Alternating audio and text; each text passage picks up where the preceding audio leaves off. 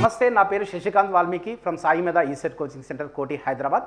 Director JC RUDRAPATI Sir ఆధ్వర్యంలో నిర్వహిస్తున్న Saimedha Koti Hyderabad different competitive ఎగ్జామినేషన్స్కి కోచింగ్ ఇస్తూ ఉన్నాం. 10th క్లాస్ అయిపోయిన వెంటనే జరిగే పాలిసెట్ కావచ్చు, TSRJC కావచ్చు, IIIT కాలేజెస్ కావచ్చు, ఇట్లా డిఫరెంట్ కాంపిటేటివ్ ఎగ్జామినేషన్ స్టార్ట్ చేస్తే దాని తర్వాత డిప్లొమాలో diploma first year tuitions, diploma second year tuitions, diploma third year tuitions, diploma తర్వాత ఉండే ఈసెట్కి, డిప్లొమా తర్వాత ఉండే జెన్కో, ట్రాన్స్కో, డిస్కమ్స్, ఇట్లా సబ్ ఇంజనీర్ పోస్టులు కావచ్చు, DRDO కావచ్చు, ఇట్లా రకరకాల కాంపిటేటివ్ ఎగ్జామినేషన్స్కి మనం కోచింగ్ ఇస్తూ ఉన్నాం. అదేవిధంగా బీటెక్ బేస్డ్ గేట్కి, తర్వాత different competitive examinations Genco, Transco, Discoms, ISRO, JTO, ఇట్లా డిఫరెంట్ కాంపిటేటివ్ ఎగ్జామినేషన్స్కి మనం కోచింగ్ ఇస్తూ ఉన్నాం. సో మన channel Saimedha ECET YouTube channel, Saimedha ECET YouTube channel ఇప్పటి వరకు కూడా ఎవరైనా సబ్స్క్రైబ్ చేసుకొని వాళ్ళు ఉంటే సబ్స్క్రైబ్ చేసుకోండి. ఎందుకంటే ఇప్పుడు మీరు 10th క్లాస్ అయిపోయింది, 10th క్లాస్ అయిపోయిన తర్వాత డిప్లొమా తర్వాత డిప్లొమా జాబ్స్, లేకపోతే బీటెక్, లేకపోతే ఈసెట్ తర్వాత బీటెక్ తర్వాత డిఫరెంట్ కాంపిటేటివ్ ఎగ్జామ్స్, ప్రతి దానికి మీకు ఏదో ఒక అప్డేట్ మన సాయిమేధ ఈసెట్ యూట్యూబ్ ఛానల్ ద్వారా వస్తుంది. కాబట్టి మన ఛానల్ని సబ్స్క్రైబ్ చేయండి, లైక్ చేయండి, కింద కామెంట్ బాక్స్లో కామెంట్ చేయండి, కుదిరితే మీ ఫ్రెండ్స్తో షేర్ చేయండి. సో ఇప్పుడు మనము POLYCET 2021 ఈరోజు పాలిసెట్ ఎగ్జామ్ జరిగింది. సో ఈ పాలిసెట్ ఎగ్జామ్లో అడిగిన క్వశ్చన్స్ మ్యాథ్స్లో చాప్టర్ వైజ్ అంటే ఇక్కడ ఫస్ట్ టాపిక్ వచ్చేసి ట్రిగోనామెట్రీ, త్రికోణమితిలో అడిగిన క్వశ్చన్స్కి వాటికి సంబంధించిన సొల్యూషన్స్ ఈ వీడియో ద్వారా చూద్దాం. సో ఫస్ట్ క్వశ్చన్ చూసినట్టయితే, if tan θ is equal to cot θ then the value of secant θ అని అడిగాడు. మళ్ళీ ఒకసారి చూడండి, tan θ is equal to cot θ అయినా then the value of secant θ is equal to dash అన్నాడు. సో ఇక్కడ మనం చూసినట్టయితే tan గాడు కాట్ గాడు ఎప్పుడు ఈక్వల్ అవుతాడంటే 45 degrees దగ్గర equal. tan 45 is equal to 1, tan 45 is equal to 1.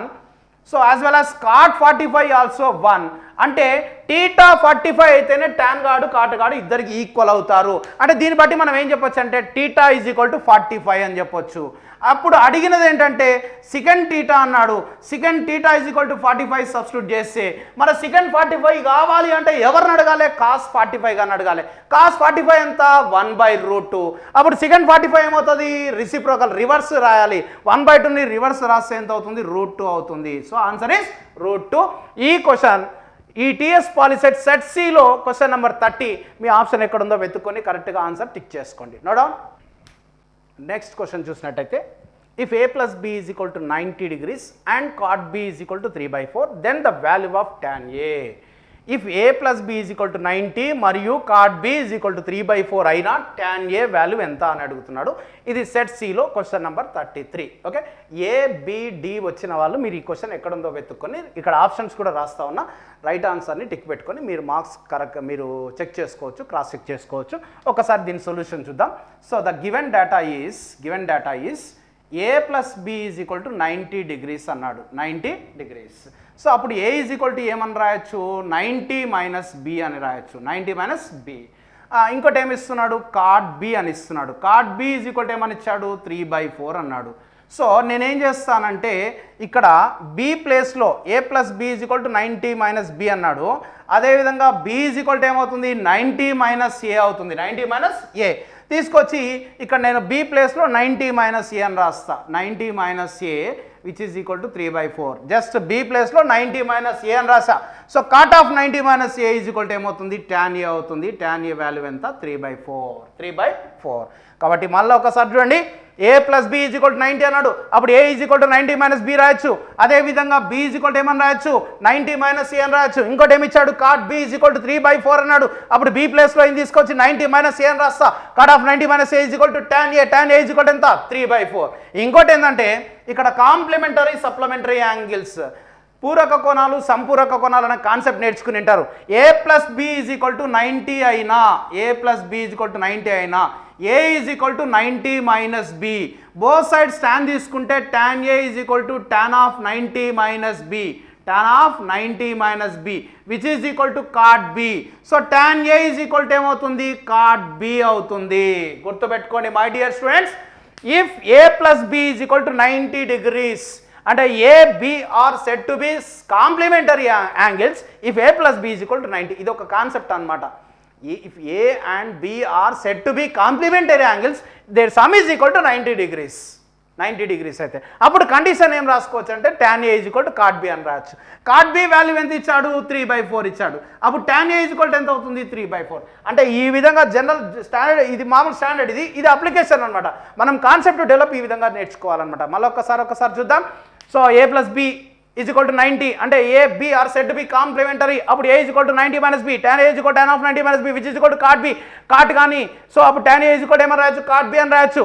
So ఇక్కడ ఆల్రెడీ cot B వాల్యూ ఇచ్చాడు. cot B వాల్యూ ఎంత ఇచ్చాడు 3/4 తీసుకొచ్చి రాసిన. అడిగింది tan A కాబట్టి tan A is equal to 3/4.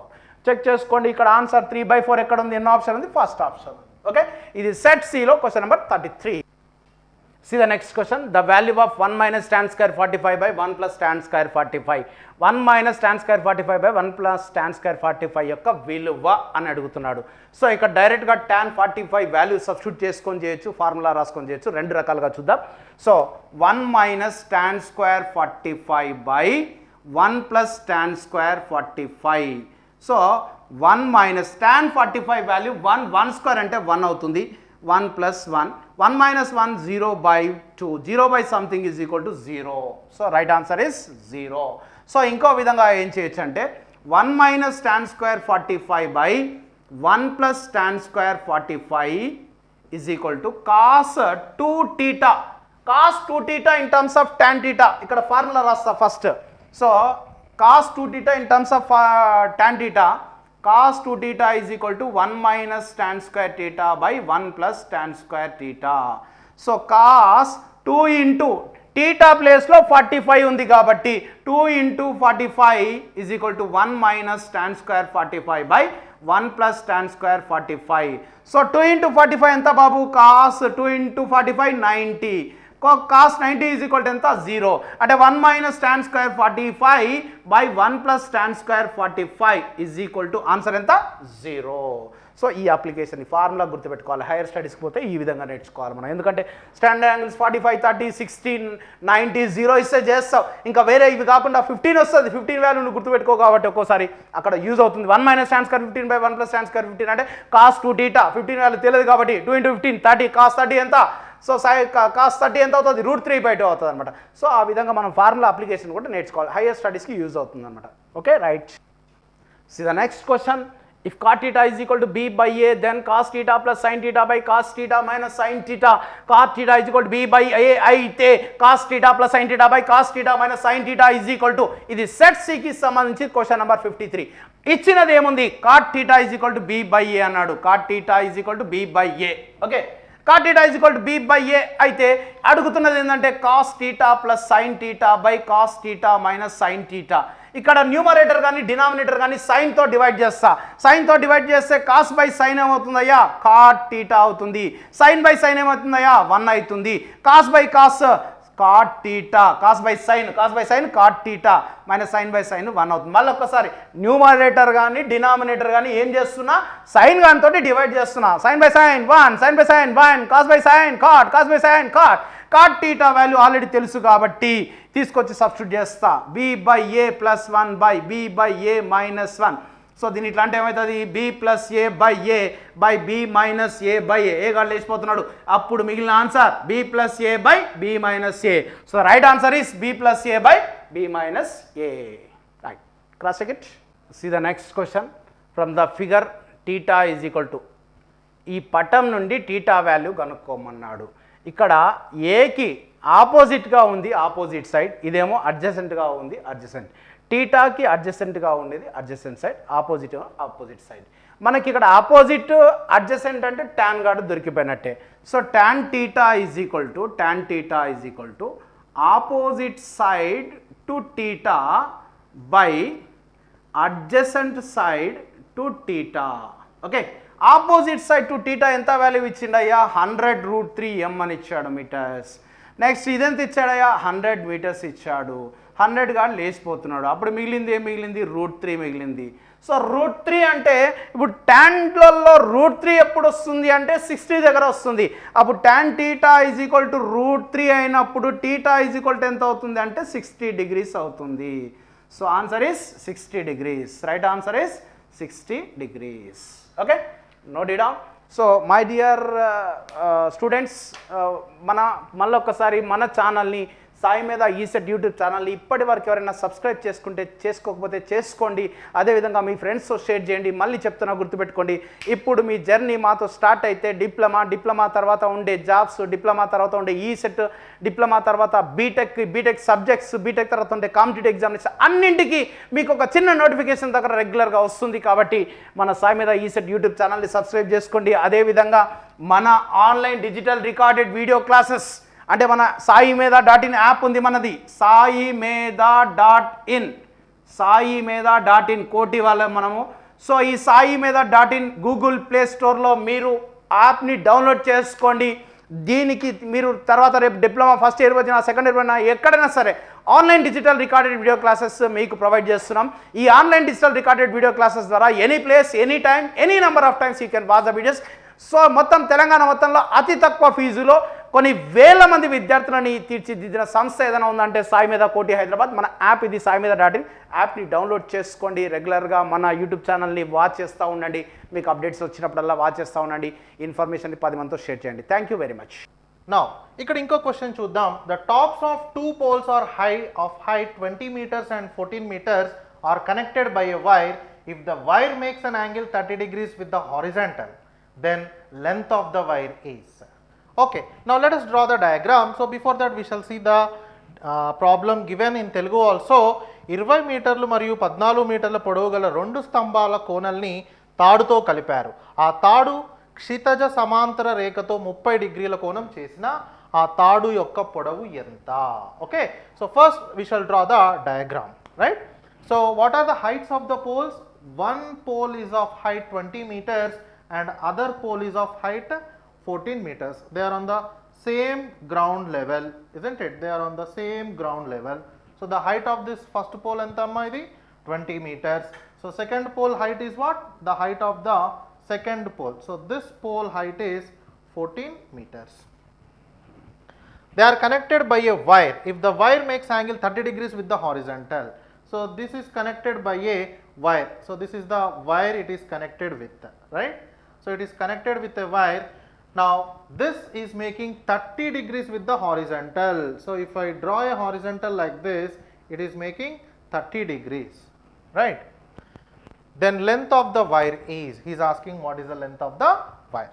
Now this total height is 20 and this height is 14. What will be this height? Ee height em avutadi cheppandi. This height is nothing but 20 minus 14. Yes or no? How much it is? It is nothing but 6 meters. What is this height?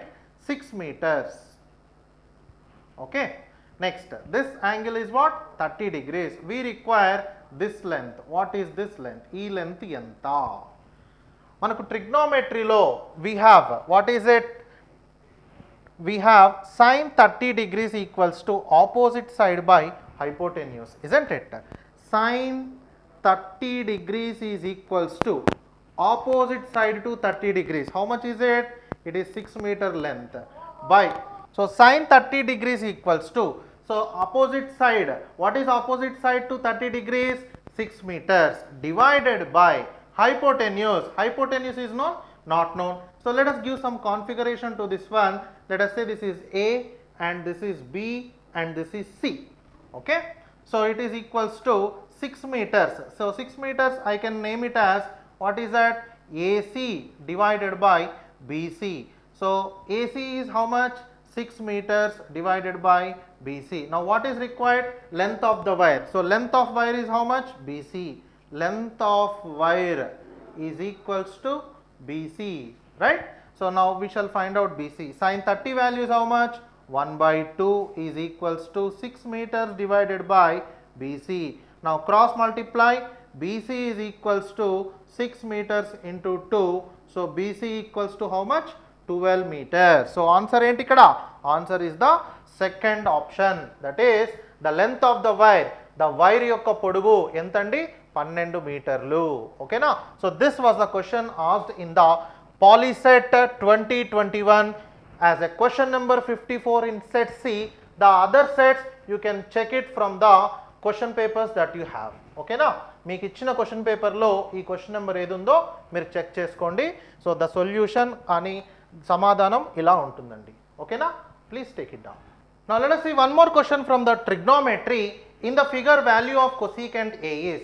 ఈ పటంలో cosecant A యొక్క విలువ ఎంత? ఓకేనా? So ఇక్కడ cosecant A విలువ అడుగుతున్నాడు. So ఇచ్చిన పటం ఏంటిది? This is a right angled triangle. What is it? Right angled triangle. How can you say it is a right angled triangle? ఎలా చెప్తున్నారు right angled triangle అని? ఇక్కడ చూడండి, he gave this one as like this, that means this is 90 degrees, and also this 5 square plus 12 square is equals to 13 square. మనకు Pythagoras చెప్పాడు, sum of the squares of the sides, if it is equal to the square of the third side, then this triangle is a right angled triangle. Observe here, 5 square plus 12 square, 25 plus 144 is 169, and square of this side 13 square is also 169. So I can say this is a right angled triangle. If this is a right angled triangle, cosecant A is equals to, so now cosecant A is equals to, cosecant is nothing but hypotenuse divided by opposite side to angle A. Cosecant A is what?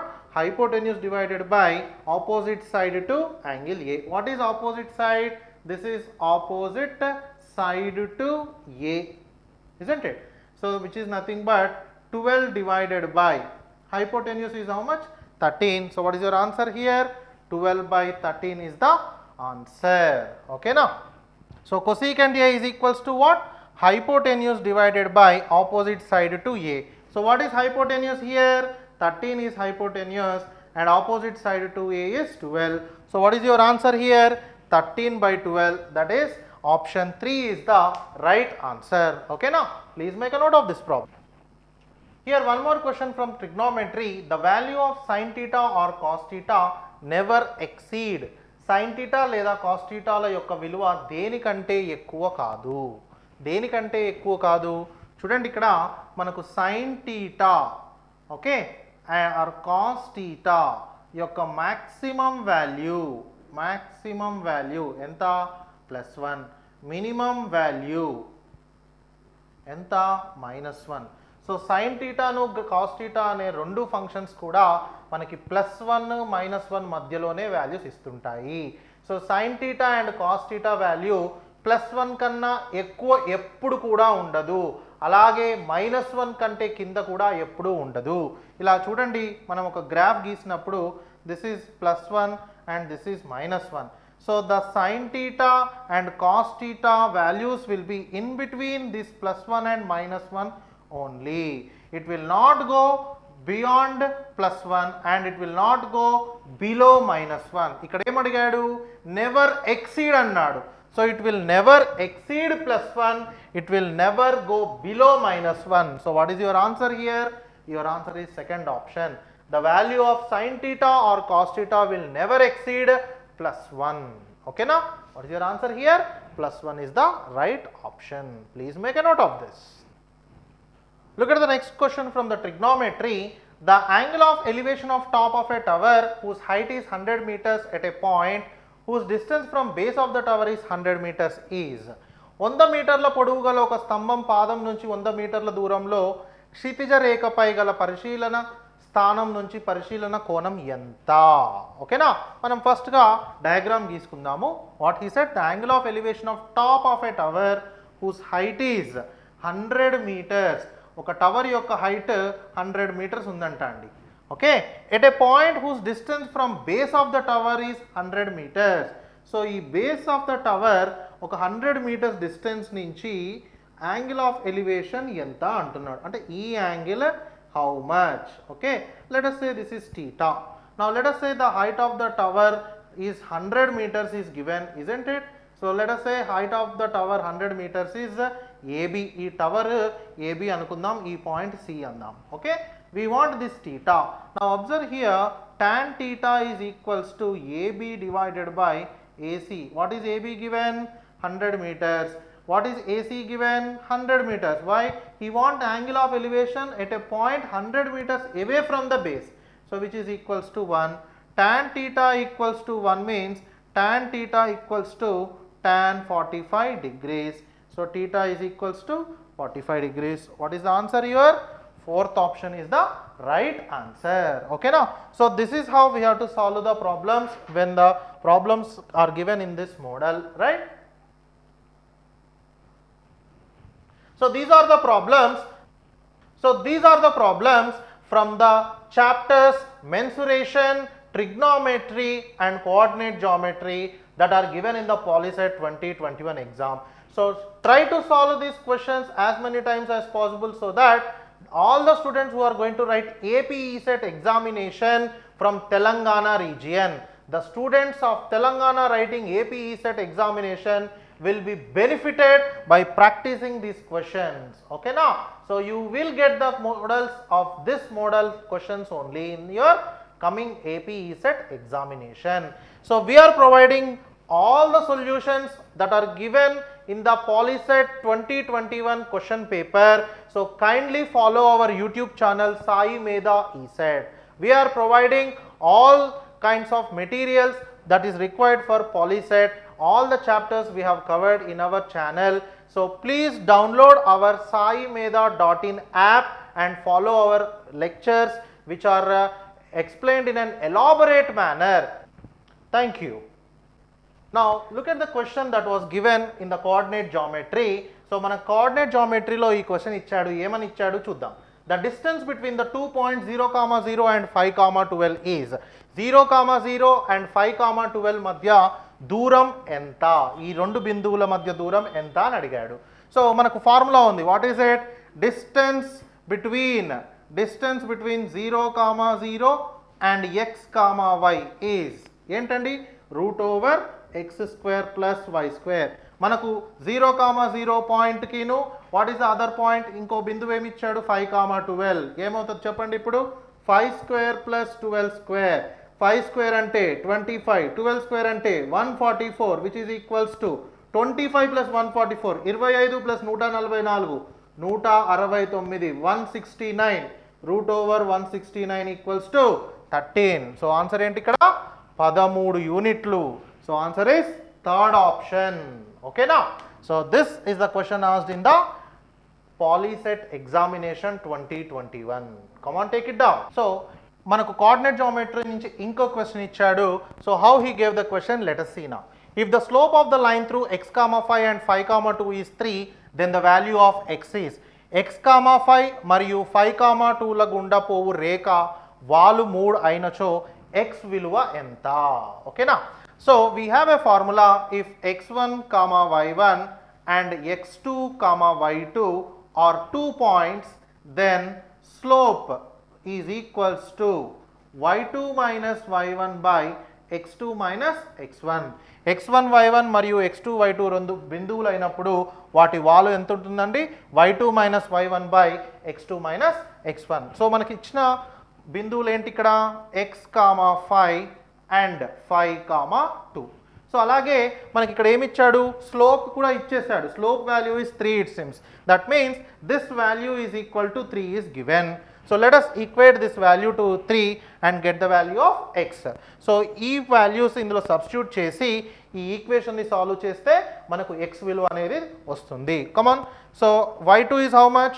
2 and y1 is how much? 5 divided by x2 is how much? 5 minus x1 is x equal to 3. 2 minus 5 is minus 3 divided by 5 minus x is equals to 3. Cross multiply. So what you get now? Minus 3 by 3 equals to 5 minus x. 3 ones are 3. So minus 1 equal to 5 minus x. X ni తీసుకురండి, minus 1 అటు పంపించండి. X is equals to 5 plus 1 which is equal to 6. So what is your answer here? Answer is fourth option which is 6 units. Okay na? So this is the question given in the TS POLYCET 2021. So ఎవరైతే Telangana students AP POLYCET exam కూడా రాస్తున్నారో ఈ questions మీకు చాలా help అవుతాయి. ఎలా sir? So ఇదే మోడల్లో మీకు క్వశ్చన్స్ వచ్చే ఛాన్స్ ఉంది. So what you do? So మీరు ఈ పేపర్లో ఎలాంటి క్వశ్చన్స్ ఇచ్చాడు, ఎలా సాల్వ్ చేస్తున్నామో మీరు కాస్త గమనిస్తే తెలంగాణ స్టూడెంట్స్ ఎవరైతే ఏపీ ఈసెట్ రాస్తున్నారో చాలా సులువుగా టాప్ ర్యాంక్ కొట్టొచ్చు. ఓకేనా? Please make a note of this question. Now look at the next problem from coordinate geometry.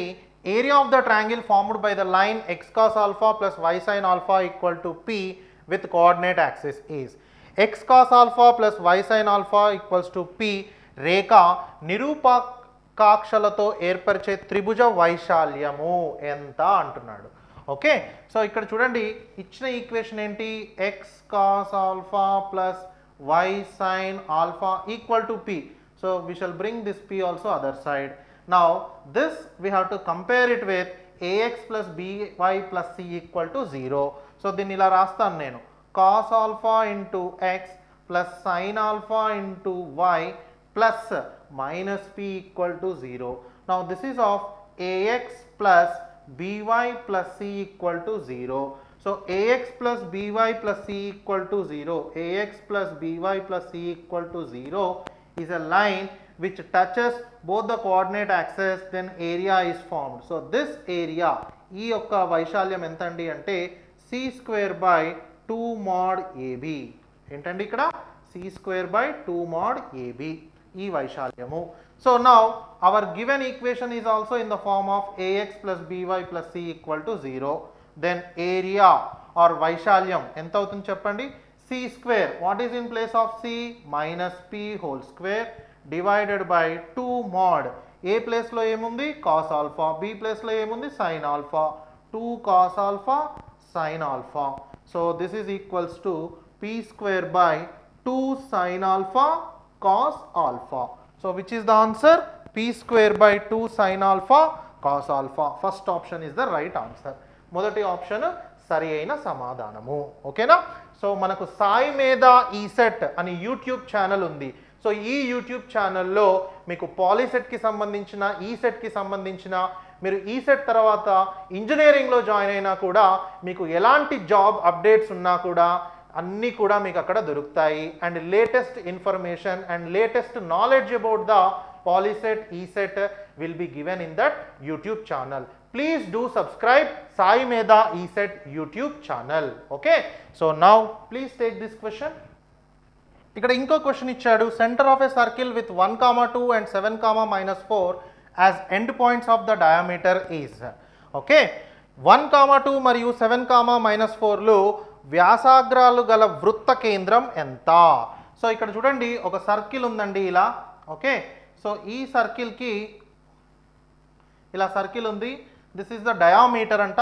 So 1, 2 is one end of the diameter and 7, -4 is other end of the diameter. So center of the circle, so center of the circle is midpoint of the ends of the diameter.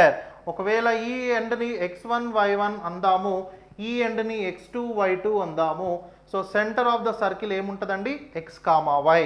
So centre x, y is equals to midpoint. ఓకేనా, midpoint of x1 y1 and x2 y2. Centre of a circle ఎప్పుడైనా ఏమవుతుంది, midpoint of ends of the diameter, that is x1 plus x2 by 2, y1 plus y2 divided by 2.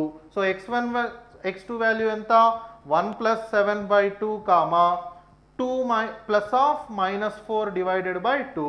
ఎంత అవుతుందండి ఇది, 1 plus 7 is 8 by 2, 2 minus 4 is -2 by 2, which is 4, -1. What is the answer, 4, -1. ఓకేనా, so ఈ circle యొక్క వృత్త కేంద్రం ఎంత అండి, 4, -1. Please make a note of this. మనకు మెన్సురేషన్ నుంచి ఇలా క్వశ్చన్స్ అడిగాడు. Perimeter of a rhombus is 52 cm. If its one diagonal is 24 cm, then length of the other diagonal is. What is the length of the other diagonal? ఒక rhombus యొక్క చుట్టుకొలత 52 సెంటీమీటర్లు మరియు దాని యొక్క కర్ణం పొడుగు 24 సెంటీమీటర్లు. మనకు మెన్సురేషన్ నుంచి ఇలా క్వశ్చన్ అడిగాడు. Perimeter of a rhombus is 52 cm. If its one diagonal is 24 cm, then length of other diagonal is. So ఒక రాంబస్ యొక్క చుట్టుకొలత 52 సెంటీమీటర్లు మరియు దాని యొక్క కర్ణం పొడుగు 24 సెంటీమీటర్లు అయినా దాని రెండవ కర్ణం పొడవు ఎంత? So let us draw the diagram first. So this is a rhombus. Okay. Now these are the diagonals of a rhombus. So A, B, C, D. So rhombus ki enti anni sides equal length ఉంటాయి ఓకేనా so perimeter of rhombus ఏమి ఇచ్చాడు perimeter of rhombus is equals to AB plus BC plus CD plus DA so rhombus యొక్క perimeter sum of all sides so ఒక side length మనం A అనుకుందాం so అన్ని sides length కూడా A నే అవుతుంది which is equals to 4A so ఇక్కడ rhombus యొక్క పెరిమీటర్ మనకి ఇచ్చాడు ఎంత ఇచ్చాడండి 52 అని ఇచ్చాడు 52 so A is equals to 52/4 which is equals to 13 centimeter so AB is 13 centimeter BC is 13 centimeter CD is 13 centimeter and AD is also 13 centimeter next one diagonal is 24 so one diagonal let us say this DB so DB or BD is equals to 24 centimeter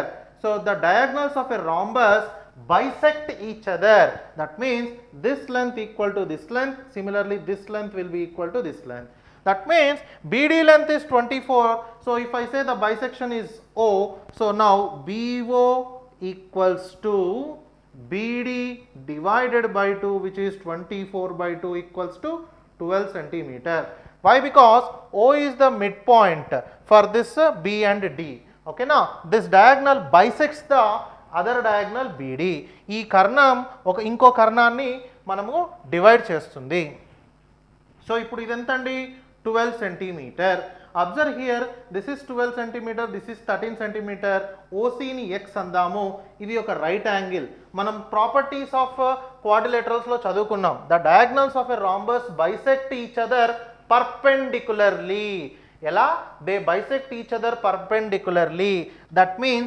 BOC is a right angle triangle now so therefore BOC is a right angled triangle isn't it so when that is a right angled triangle BC square will be equals to BO square plus OC square BC square enta 13 square equal to BO square enta 12 square plus OC square so 13 square is 169 minus 12 square is 144 equal to OC square which implies OC square equals to 25 which means OC equals to 5.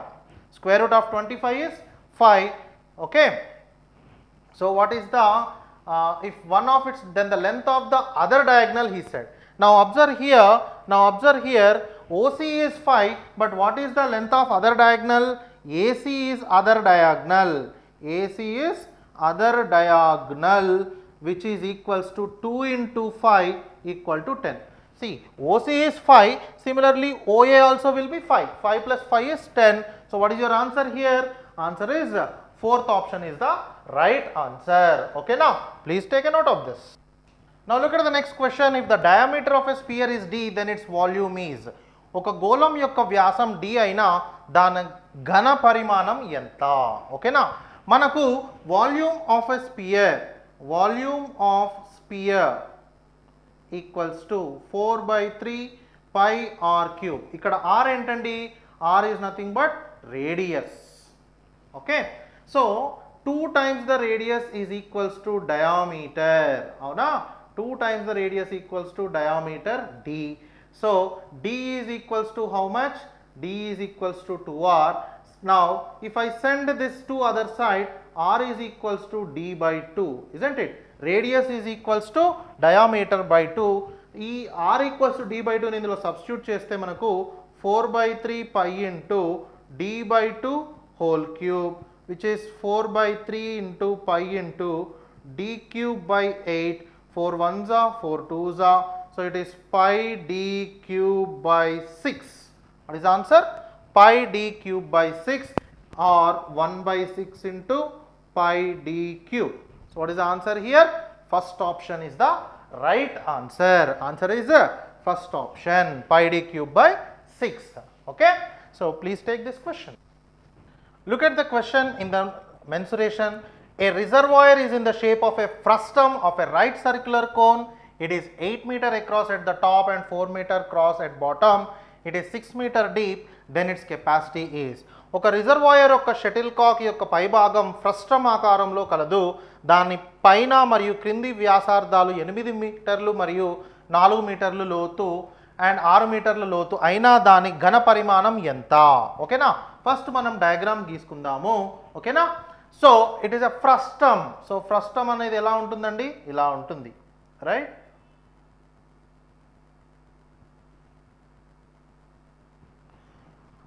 Okay, so it is a frustum of 8 right circular cone. It is 8 meter across at the top and 4 meter at the bottom.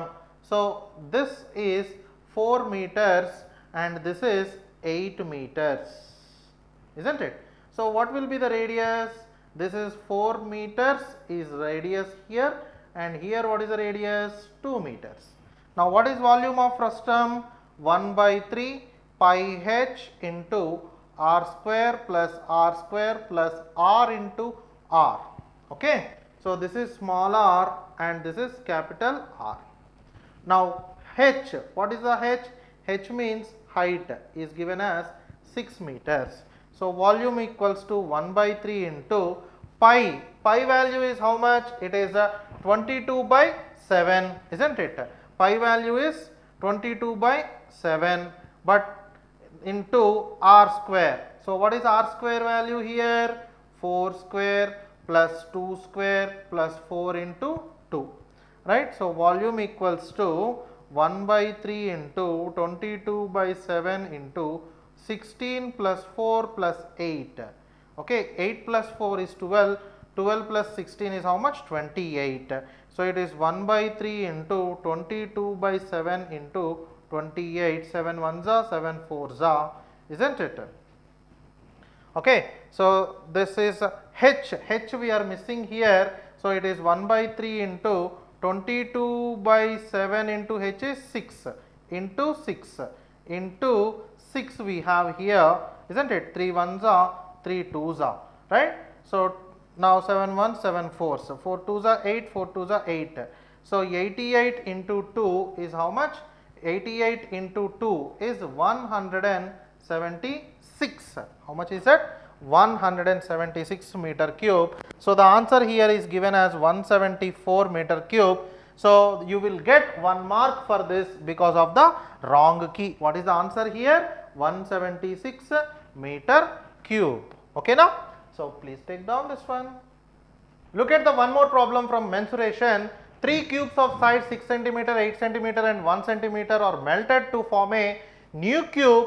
Then the length of the edge of the new cube is, okay, so 6 cm, 8 cm మరియు 1 cm భుజాలు గల సమగానాలను కరిగించి ఒక పెద్ద సమగానం తయారు చేయగా ఆ గణం యొక్క భుజం కొలత ఎంత?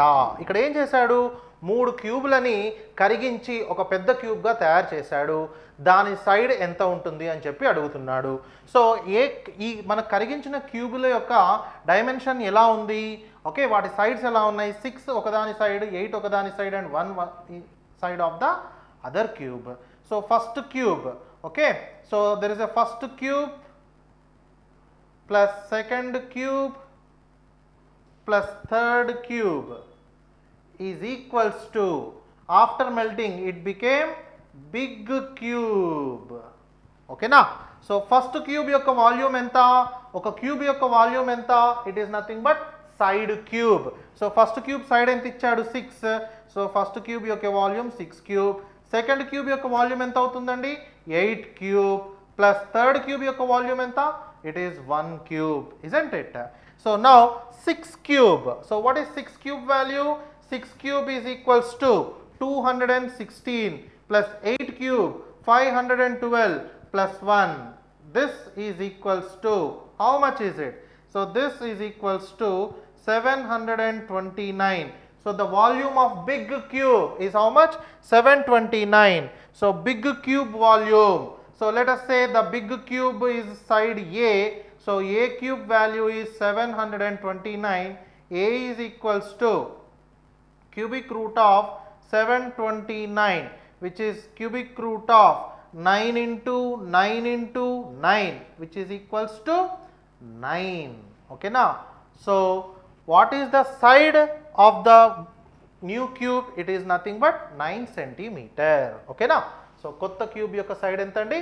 9 centimeter. Please take it down.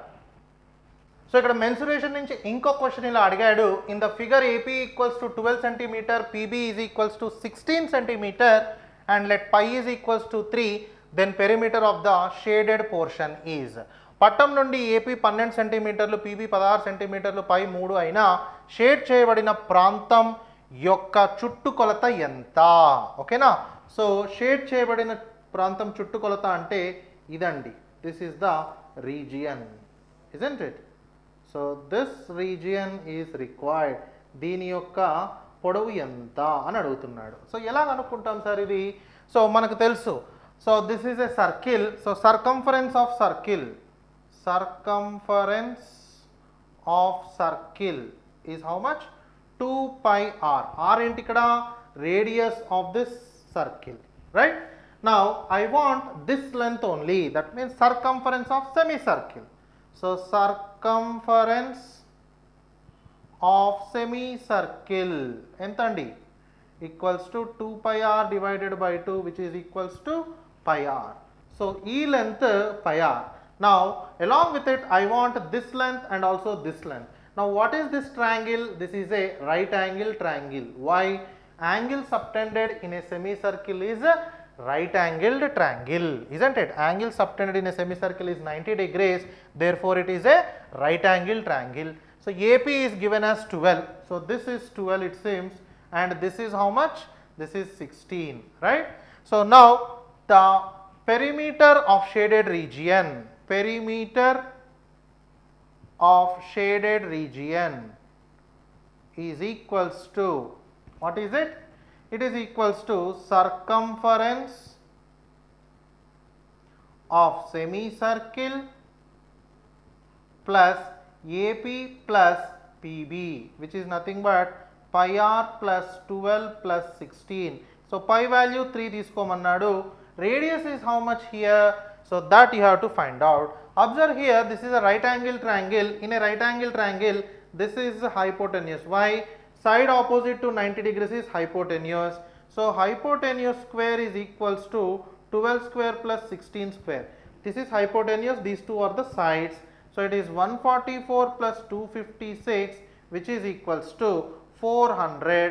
So hypotenuse is equals to square root of 400, which is 20. So hypotenuse is 20 means radius equals to 10. This total length is 20, right? So radius means from here to here, which is 10 units. So 3 into 10 plus 12 plus 16. So it is 30 plus 12, or 30 plus 16 plus 12 is 28. So 30 plus 28 is 58 centimeters. So what is your answer here? Answer is 58 centimeters. Second option is the right answer. Please make a note of this. So one more question from mensuration. Ratio of volumes of two cones is 4:5. Ratio of radius of bases is 2:3. Then ratio of vertical height is, right? So here the ratios of volumes of two cone. Let us say first volume is V1 and second volume is V2. The ratios of volume. What is volume of a cone? 1/3 pi r square h is to 1/3 pi r square h. So first cone, let us say its volume is 1/3 pi into capital R square capital H, and second cone is 1/3 pi into R square into H, small r square small h. 1/3 pi gets cancelled. Now R square H divided by R square H, this ratio is given as 4:5 means 4/5, and radii of bases is given as 2:3. That means capital R is to small r is given as 2:3, isn't it? So now capital R by small r is how much? It is equals to 2/3. Substitute in this. So this can be written as capital R by small r whole square into capital H by small h equals to 4/5. Now this is 2/3 whole square into h by h is equals to 4/5, which implies h by h is equals to 4/5 into 3/2 whole square, which is 4/5 into 9/4, isn't it? How much is it? 4/5 into 9/4, 4 cancel 9/5, which implies ratios of the heights is equals to 9:5. What is the ratios of the height? 9:5, that is second option is the right option. Okay now, please make a note of this. Hello my dear students, this is Padwal Rajesh from SAIMEDHA ESET Koti, Hyderabad. Hope you performed well in the TS ESET 2021. Now we are going to deal with the solutions of the maths. First to do 60 questions are the maths for in the TS POLYCET. So we are going to deal with the what anana the topic statistics. తెలుగులో అయితే సాంఖ్యాక శాస్త్రం అంటాం. తెలుగులో అంటే ఏంటన్నా సాంఖ్యాక శాస్త్రం. ఈ ప్రశ్న మనకు సెట్ సిలోని క్వశ్చన్ నెంబర్ 47లో అడిగాడు నాన్న. గమనించినట్లయితే క్వశ్చన్ ఇచ్చాడు, the mode of a comma b comma c so on z is అంటున్నాడు. గమనించినట్లయితే a comma b comma c comma d జెడ్ల యొక్క బాహుళకాన్ని మనం ఇక్కడ రాబట్టాలి. ఏంటన్నా బాహుళకాన్ని మనము రాబట్టాలి. మనం చెప్పుకున్నట్లు ఏంటన్నా ఏదేని ఒక దత్తాంశం అవరీకృత దత్తాంశమైన లేదా వర్గీకృత దత్తాంశమైన యొక్క బాహుళకం అంటే ఏంటన్నా అది ఎక్కువ సార్లు పునరావృతమయ్యే ఏదైతే రాశి ఉంటుందో ఆ రాశిని మనము ఆ దత్తాంశం యొక్క బాహుళకం అంటాం. ఇక్కడ గమనించినట్లయితే ఏవైతే ఈ ఆంగ్ల అక్షరాలు if you see here the alphabetical letters a comma b comma c up to z, no letter will be what ana the repeated or repeatedly comes from a to z, no letter will repeats. So what happens here, the mode of these alphabetical letters will be, there is no mode for this alphabetical letters. ఇప్పుడు తెలుగులో చూసుకున్నట్లయితే ఇచ్చాడు మనకు ABCD ల యొక్క ABCD మరియు up to Z ల యొక్క బాహుళకాన్ని అడుగుతున్నాడు. ఇక్కడ గమనించినట్లయితే ఏ ఆంగ్ల అక్షరం కూడా ఇక్కడ పునరావృతం కాదు కాబట్టి ఏదైతే దత్తాంశం ఇచ్చాడో ఏ టు జెడ్ అనే ఏదైతే దత్తాంశం ఇచ్చాడో ఈ దత్తాంశానికి బహుళకం అనేది ఉండదు నాన్న. బహుళకం అనేది ఉండదు కాబట్టి ఇక్కడ గమనించినట్లయితే మనకు ఆప్షన్స్లో ఇచ్చాడు 20 ఇచ్చాడు, 21 ఇచ్చాడు, 22 ఇచ్చాడు మరియు ఫోర్త్ ఆప్షన్ అనేది నన్ను ఇచ్చాడు. ఏది కాదు. ఇక్కడ గమనించినట్లయితే ఇక్కడ ఏది కూడా పునరావృతం కాదు. No letter, no alphabetical letters will be repeated. So what happens, the option 4 is correct, none of the above, none of the above, no mode for this what nana this the data give. If you see the second question from the statistics సాంఖ్యాక శాస్త్రం నుంచి చూసుకున్నట్లయితే if the mean of 6 7 x 8 y 14 is 9 then x plus y is ఏమడుగుతున్నాను ఇక్కడ గమనించినట్లయితే 6 7 x 8 y 14ల సగటు 9 అయినా x plus y ఏవైతే ఇక్కడ మనకు ఈ రెండు రాశులు అనేవి ఈ దత్తాంశంలో ఈ యొక్క అవర్గీకృత దత్తాంశంలో మనకు రెండు రాశులు ఇచ్చాను నాన్న. x y యొక్క రాశులు ఇచ్చేసి ఈ దత్తాంశం యొక్క ఏంటన్నా సగటు అనేది 9 అయినా ఏంటి మనము ఈ x ప్లస్ y అంటే ఏంటన్నా x ప్లస్ y మనము రాబట్టాలి. ఇక్కడ x ప్లస్ y రాబట్టాలి. ఆప్షన్స్ ఏమి ఇచ్చాడు మనకు 17 18 19 20 ఇచ్చాడు. ఇక్కడ గమనించినట్లయితే ఏంటన్నా మనము ఒక అవర్గీకృత దత్తాంశం యొక్క సగటును ఏ విధంగా అనుకుంటాం, అవర్గీకృత దత్తాంశం యొక్క సగటును x బార్ చేసి సూచిస్తాం. Sum of x bar sum of x by n అంటే రాశుల మొత్తం బై రాశుల సంఖ్య, రాశుల మొత్తం బై రాశుల సంఖ్య. ఇక్కడ గమనించినట్లయితే మనకు రాశులు ఏమి ఇచ్చారు నాన్న 6 7 8 6 7 x 8 y 14 ఇచ్చాడు. వీటి యొక్క సగటు అనేది 9 ఇచ్చాడు. The mean of this given data is 9 then x plus y we have to find, x plus y we have to find. If you sum up this the data what happens, 6 plus 7 plus x plus 8 plus y plus 14 by total the number of what అన్న రాశుల సంఖ్య. రాశుల సంఖ్యలు ఉన్నాయన్నా ఎన్ని రాశులు ఉన్నాయన్నా 1 2 3 4 5 6 by 6. The mean is 9. సగటు ఎంత ఇచ్చాడు అన్న 9 ఇచ్చాడు. ఇక్కడ గమనించినట్లయితే ఏమవుతుందన్న ఇప్పుడు 14 plus 6 is what అన్న 20 plus 8 28 plus 7 ఎంత అన్న 28 plus 7 is 35. Then what happens here, the x bar is equals to sum of x is what nana, sum of x is 35 plus x plus y, 35 plus x plus y. Then what happens here, the total number of given data 6, x bar is 9. What happens here then, 35 plus x plus y is equals to 6 into 9 54, 6 into 9 54. What happens, x plus y is equals to 54 minus 35. 54 minus 35 is 90. So what happens here? The x plus y అనేది ఎంత రావడం జరిగింది మనకు రెండు రాశుల యొక్క మొత్తం అనేది ఈ విధంగా రావడం జరిగింది మనకు 19 రావడం జరిగింది కాబట్టి దీనికి సరైన సమాధానం ఏంటన్నా 3. దీనికి సరైన సమాధానం మీకు 3 రావడం జరుగుతుంది. ఈ ప్రశ్న మనకు సెట్ సి లోని 49 ప్రశ్నగా అడగడం జరిగింది అన్న. సాయిమేధ ఈ సెట్ యూట్యూబ్ ఛానల్ని సబ్స్క్రైబ్ అవ్వండి. మరిన్ని మంచి ఏంటన్నా యూట్యూబ్ కంటెంట్స్ మంది సొల్యూషన్స్ మరియు పాలిసెట్కి సంబంధించిన డిప్లొమా బేస్డ్ జాబ్కి సంబంధించిన కావచ్చు, మరియు మీకు డిప్లొమా వచ్చిన తర్వాత మంచి ట్యూషన్స్ కూడా మేము ప్రొవైడ్ చేస్తున్నాం. కాబట్టి మీరు ఈ సెట్ సాయిమేధ ఈ సెట్ని యూట్యూబ్ ఛానల్ని సబ్స్క్రైబ్ అవ్వి saimedha.in యాప్ని డౌన్లోడ్ చేసుకున్నాను. స్టాటిస్టిక్స్ నుంచి 3వ ప్రశ్న చూసుకున్నట్లయితే ఏమిచ్చాడు మనకు the AM of the arithmetic mean of 30 students is 42. Among them 2 students got 0 marks. Then AM of remaining student is. తెలుగులో ప్రశ్న చూసుకున్నట్లయితే ఇచ్చాను మనకు 30 మంది విద్యార్థుల సగటు 42 అయినా వారిలో ఇద్దరికి 0 మార్కులు వస్తే మిగిలిన విద్యార్థుల సగటు మనకు అడుగుతున్నాను. అక్కడ గమనించినట్లే ఇచ్చాను మనకు see what happened here. First this is the ungrouped data, అవరీకృత దత్తాంశం. ఇది ఏంటన్నా అవరీకృత దత్తాంశం యొక్క సగటు x bar is equals to sum of x by n, రాసుల మొత్తం బై రాసుల సంఖ్య. ఇక్కడ గమనించట్లే మనకు సగటు ఇచ్చాడు అంటే mean, the arithmetic mean is given and వాడు రాసుల సంఖ్య అనేది మనకి ఇక్కడ ఇవ్వడం జరిగింది. దత్తాంశంలోని రాసుల సంఖ్య మనకి ఇక్కడ జరిగింది కాబట్టి ఏంటన్నా ఎక్స్ బార్ అంటే ఎంతనా, ఇక్కడ ఎక్స్ బార్ అంటే సగటు 42 ఇచ్చాడు మనకు, 42 సగటు ఇచ్చాడు. 42 is equals to sum of x is not given by n 30 numbers, 30 మంది విద్యార్థులు.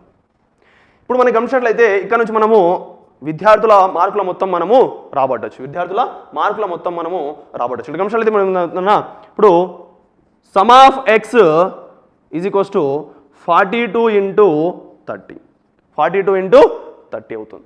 42 ఇంటూ 30 ఎంత అవుతుందన్నా 1260 అవుతుంది, 1260 అవుతుంది, 1260. ఇదేంటన్నా విద్యార్థుల మార్కుల మొత్తం. సమ్ ఆఫ్ ఎక్స్ అనేది విద్యార్థుల మార్కుల మొత్తం. ఇప్పుడు ఇక్కడ ప్రశ్నలో రెండవ భాగం చూసుకున్నట్లయితే వారిలో ఇద్దరికి 0 మార్కులు వస్తే మిగిలిన విద్యార్థుల సగటును మనము రాబట్టాలి. ఇక్కడ అంటే ఇద్దరి విద్యార్థులను యొక్క ఏంటన్నా మార్కులు అనేవి దాంట్లో కలవట్లేదు కాబట్టి మనం గమనించినట్లయితే మొత్తం విద్యార్థుల సంఖ్య ఇక్కడ ఏమవుతుందన్నా 28 అవుతుంది.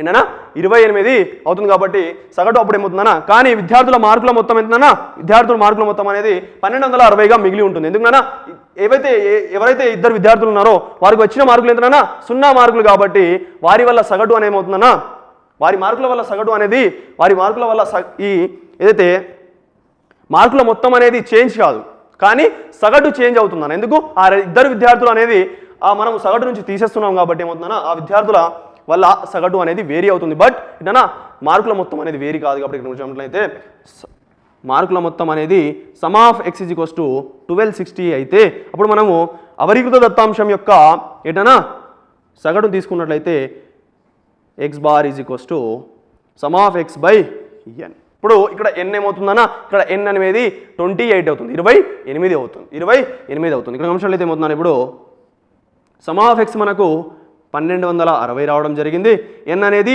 28, ఎన్ అనేది ఎంతనా 28. మరి దీన్ని క్యాన్సిల్ చేసుకున్నట్లయితే ఏమవుతుందన్నా 45 అవుతుంది, ఎంతనా 45 అనేది దీనికి సరైన సమాధానం అవుతుంది. ఇక్కడ గమనించినట్లయితే మనకు ఆప్షన్ 2లో మనకు 45 అనేది మనకు ఇక్కడ ఇవ్వడం జరిగింది, 45 అనేది ఇక్కడ మనకు ఇవ్వడం జరిగిందన్న. ఏంటన్నా ఈ ప్రశ్న మనకు సెట్ సిలోని క్వశ్చన్ నెంబర్ 50గా ఇవ్వడం జరిగిందన్న, క్వశ్చన్ నెంబర్ 50గా ఇవ్వడం జరిగింది. గమనించినట్లయితే మించిన 30 మెంబర్స్ యొక్క ఏంటన్నా మనకు సగటు అనేది 42 అయినప్పుడు ఆ ఇద్దరి విద్యార్థులు 30 మెంబర్ స్టూడెంట్స్లో ఇద్దరి విద్యార్థులకు 0 మార్క్స్ వచ్చినా తర్వాత మిగిలిన విద్యార్థుల యొక్క సగటు అంటున్నాను. ఇక్కడ గమనించినట్లయితే మిగిలిన విద్యార్థులు అన్నాను. ఏంటన్నా మిగిలిన విద్యార్థులు అంటే ఆ ఇద్దరు విద్యార్థులు పోను మిగిలిన 28 మంది విద్యార్థుల సగటు ఎంత అవుతుందని మనకు ఇక్కడ మార్కుల సగటు అనేది మనకు కావాలి కాబట్టి ఇక్కడ గమనించినట్లయితే ఈ విధంగా మనం దీన్ని రాబట్టాలన్నా. మొదటిగా ఏం చేయాలన్నా, మొదటి మనం ఇక్కడ మార్కుల మొత్తాన్ని రాబట్టి ఆ మార్కుల మొత్తాన్ని మనము 28 చే భాగించినప్పుడు ఏ విధంగా ఇక్కడ 28 ఏంటన్నా దత్తాంశంలోని రాసుల సంఖ్య అంటే విద్యార్థుల సంఖ్య అవుతుంది ఇక్కడ. If you see the next question, the median of 17, 31, 12, 27, 15, 19 and 23 is. Question తెలుగులో చూసుకున్నట్లయితే ఇచ్చానన్నా 17, 31, 12, 12, 27, 15, 19, 23ల యొక్క మధ్యగతాన్ని ఇక్కడ రాబట్టాలని అంటున్నాం. ఇక్కడ గమనించినట్లయితే ఇచ్చిన దత్తాంశం అనేది ఒక అవరీకృత దత్తాంశం నాన్న. ఇచ్చిన దత్తాంశం అనేది ఒక ఏంటన్నా అవరీకృత దత్తాంశం. The given data is what? The ungrouped data. So first what we have to do? First we have to write the given data in the ascending order. మనం ఇక్కడ ఇచ్చిన ఏదైతే అవరీకృత దత్తాంశం ఉందో ఈ అవరీకృత దత్తాంశాన్ని మనం మొదటగా ఏంటన్నా ఆరోహణ క్రమంలో రాసుకున్న తర్వాత ఈ ఇచ్చిన దత్తాంశంలో రాసుల సంఖ్య చూసుకోవాలి. మొదటగా ఏంటన్నా రాసుల సంఖ్య చూసుకోవాలి. ఇచ్చిన రాసుల సంఖ్య అనేది n అయినట్లయితే n అనేది ఒక బేసి సంఖ్య అయితే ఏంటన్నా n అనేది బేసి సంఖ్య అయితే if the given the number of what అన్నా number of events given in the what the data is n బేసి సంఖ్యలు అంటే ఆడ్ నంబర్స్ అయినట్లయితే బేసి సంఖ్యలు అయినట్లయితే odd numbers, then the median will be n plus 1 by 2 అవుతుంది. అంటే ఇచ్చిన అవరీకృత దత్తాంశంలో ఏంటన్నా n రాసులు ఉన్నట్లు అనుకున్నట్లయితే n అనేది ఒక బేసి సంఖ్య అయినప్పుడు ఏమవుతుందన్నా ఆ ఇచ్చిన దత్తాంశం యొక్క మధ్యగతం అనేది n plus 1 by 2 పదం ఏదైతే ఉంటుందో n plus 1 by 2 పదం ఏదైతే ఉంటుందో ఆ పదం అనేది ఏమవుతుందన్నా ఆ రాశి అనేది మనకి ఇక్కడ ఇచ్చిన దత్తాంశం యొక్క ఏంటన్నా మధ్యగతం అవుతుంది. మరియు n అనేది ఒక సరి సంఖ్య అయితే if the n is even number then what happens? The n by 2 n by 2 plus 1 లా సరాసరి అవుతుంది.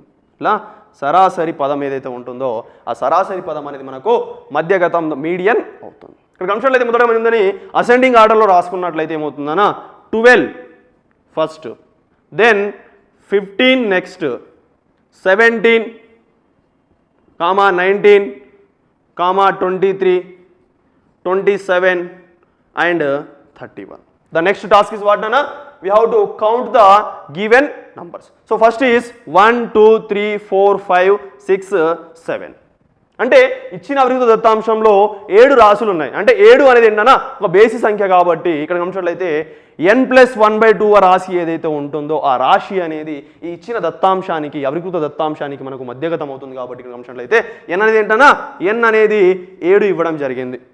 n plus 1 by 2 ఏమవుతుందన్నా 7 plus 1 by 7 plus 1 by 2, 8 by 2 ఎంతనన్నా 4. అంటే ఇచ్చిన దత్తాంశంలో మనము ఆరోహణ క్రమంలో రాసుకున్నా లేదా అవరోహణ క్రమంలో రాసుకున్నా 4వ పదం ఏదైతే ఉంటుందో 4వ రాశి ఏదైతే ఉంటుందో ఆ రాశి అనేది ఇచ్చిన దత్తాంశానికి మధ్యగతం అవుతుంది. కాబట్టి ఇక్కడ గమనించినట్లయితే మొదటి రాశి ఏంటన్నా 12, రెండవ రాశి 15, మూడవ రాశి 17, నాలుగవ రాశి ఏంటన్నా 19. నాలుగవ రాశి ఏంటన్నా ఇక్కడ గమనించినట్లయితే 19 is the median of given this ungrouped data.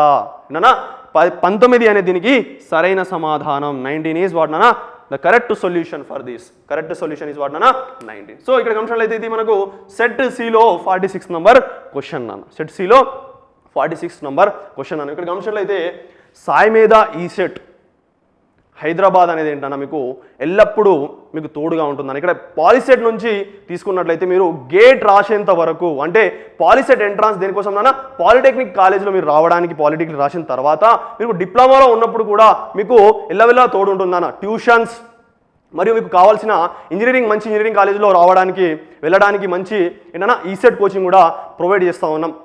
సాయిమేధ ECET ద్వారా పేద విద్యార్థులకు ఏంటన్నా యూట్యూబ్ ఛానల్ ద్వారా మేము కూడా మంచి కోర్స్ని ప్రొవైడ్ చేస్తూ ఉన్నాం. You see the next topic sets సమితుల నుంచి ఏం ప్రశ్నలు అడిగాలో చూద్దాం నాన్న. Cardinal number of the set a -2, 1, 0, 1, 2 is. ఇక్కడ చూసుకున్నట్లయితే ఈ సమితి ఇచ్చాడు అన్న. సమితి ఏకి కార్డినల్ సంఖ్యని అడుగుతున్నాడు. కార్డినల్ సంఖ్య అంటే ఏంటన్నా కార్డినల్ సంఖ్య అంటే ఇచ్చిన ఒక పరిమిత సమితిలో మూలకాల సంఖ్యను ఏంటన్నా మూలకాల సంఖ్యను మనం ఏమంటామంటే ఇక్కడ గమనించినట్లయితే కార్డినల్ నంబర్ లేదా కార్డినల్ సంఖ్య అంటాం. ఇక్కడ గమనించినట్లయితే ఈ ఇచ్చిన సమితిలో ఎన్ని మూలకాలు అయినా సెట్ ఏ సమితి ఏలో ఇచ్చిన మూలకాల సంఖ్య -2, 1, 0, 1, 1, 2. అంటే ఇచ్చిన మూలకాల సంఖ్య ఎంతనన్నా, ఇచ్చిన మూలకాల సంఖ్య గమనించినట్లయితే 5 అవుతుంది. ఈ 5 అనేది ఈ ఇచ్చిన సమితి యొక్క ఏంటన్నా ఇచ్చిన సమితి యొక్క కార్డినల్ సంఖ్య అవుతుంది. గమనించినట్లయితే మనకు ఆప్షన్ 1లో ఇవ్వడం జరిగింది ఏంటన్నా 5 అని, 5 అని మనకి ఇచ్చాడన్నా. ఆప్షన్ 1లో 5 అనేది కార్డినల్ నంబర్ ఇవ్వడం జరిగింది. ఇక్కడ ఈ ప్రశ్న మనకు సెట్ సిలో క్వశ్చన్ నెంబర్ 4గా అడగడం జరిగిందన్న. సెట్ సిలో 4గా అడగడం జరిగింది. ఏంటి cardinal number of the set a అనేది ఏంటన్నా ఇక్కడ గమనించినట్లయితే ఇచ్చిన ఏదైనా ఒక పరిమిత సమితి తీసుకున్నప్పుడు, మనము పరిమిత మూలకాల గల సమితి తీసుకున్నప్పుడు ఆ పరిమిత మూలకాల సమితిలో మూలకాల సంఖ్య ఏదైతే ఉంటుందో మనం దాన్ని ఈ సమితి యొక్క కార్డినల్ నంబర్ అంటాం నాన్న. ఏంటన్నా cardinal number. Now see the second question in the sets which is asked in set C, question number as 5. See the question, what happened here, what is given, set A is given, set B is given, and then set B minus A we have to find. ఏమి ఇచ్చాను అన్నమాట గమనించినట్లయితే సమితి A ఇచ్చాడు, సమితి Aలో మూలకాలు ఏమి ఇచ్చాడు అన్న COVID 19 20 20 ఇచ్చాడు, మరియు సమితి Bలో ఏమి ఇచ్చాడు మనకు COVID 19 20 21 అయితే B మైనస్ ఏని మనం ఇక్కడ రాబట్టాలి.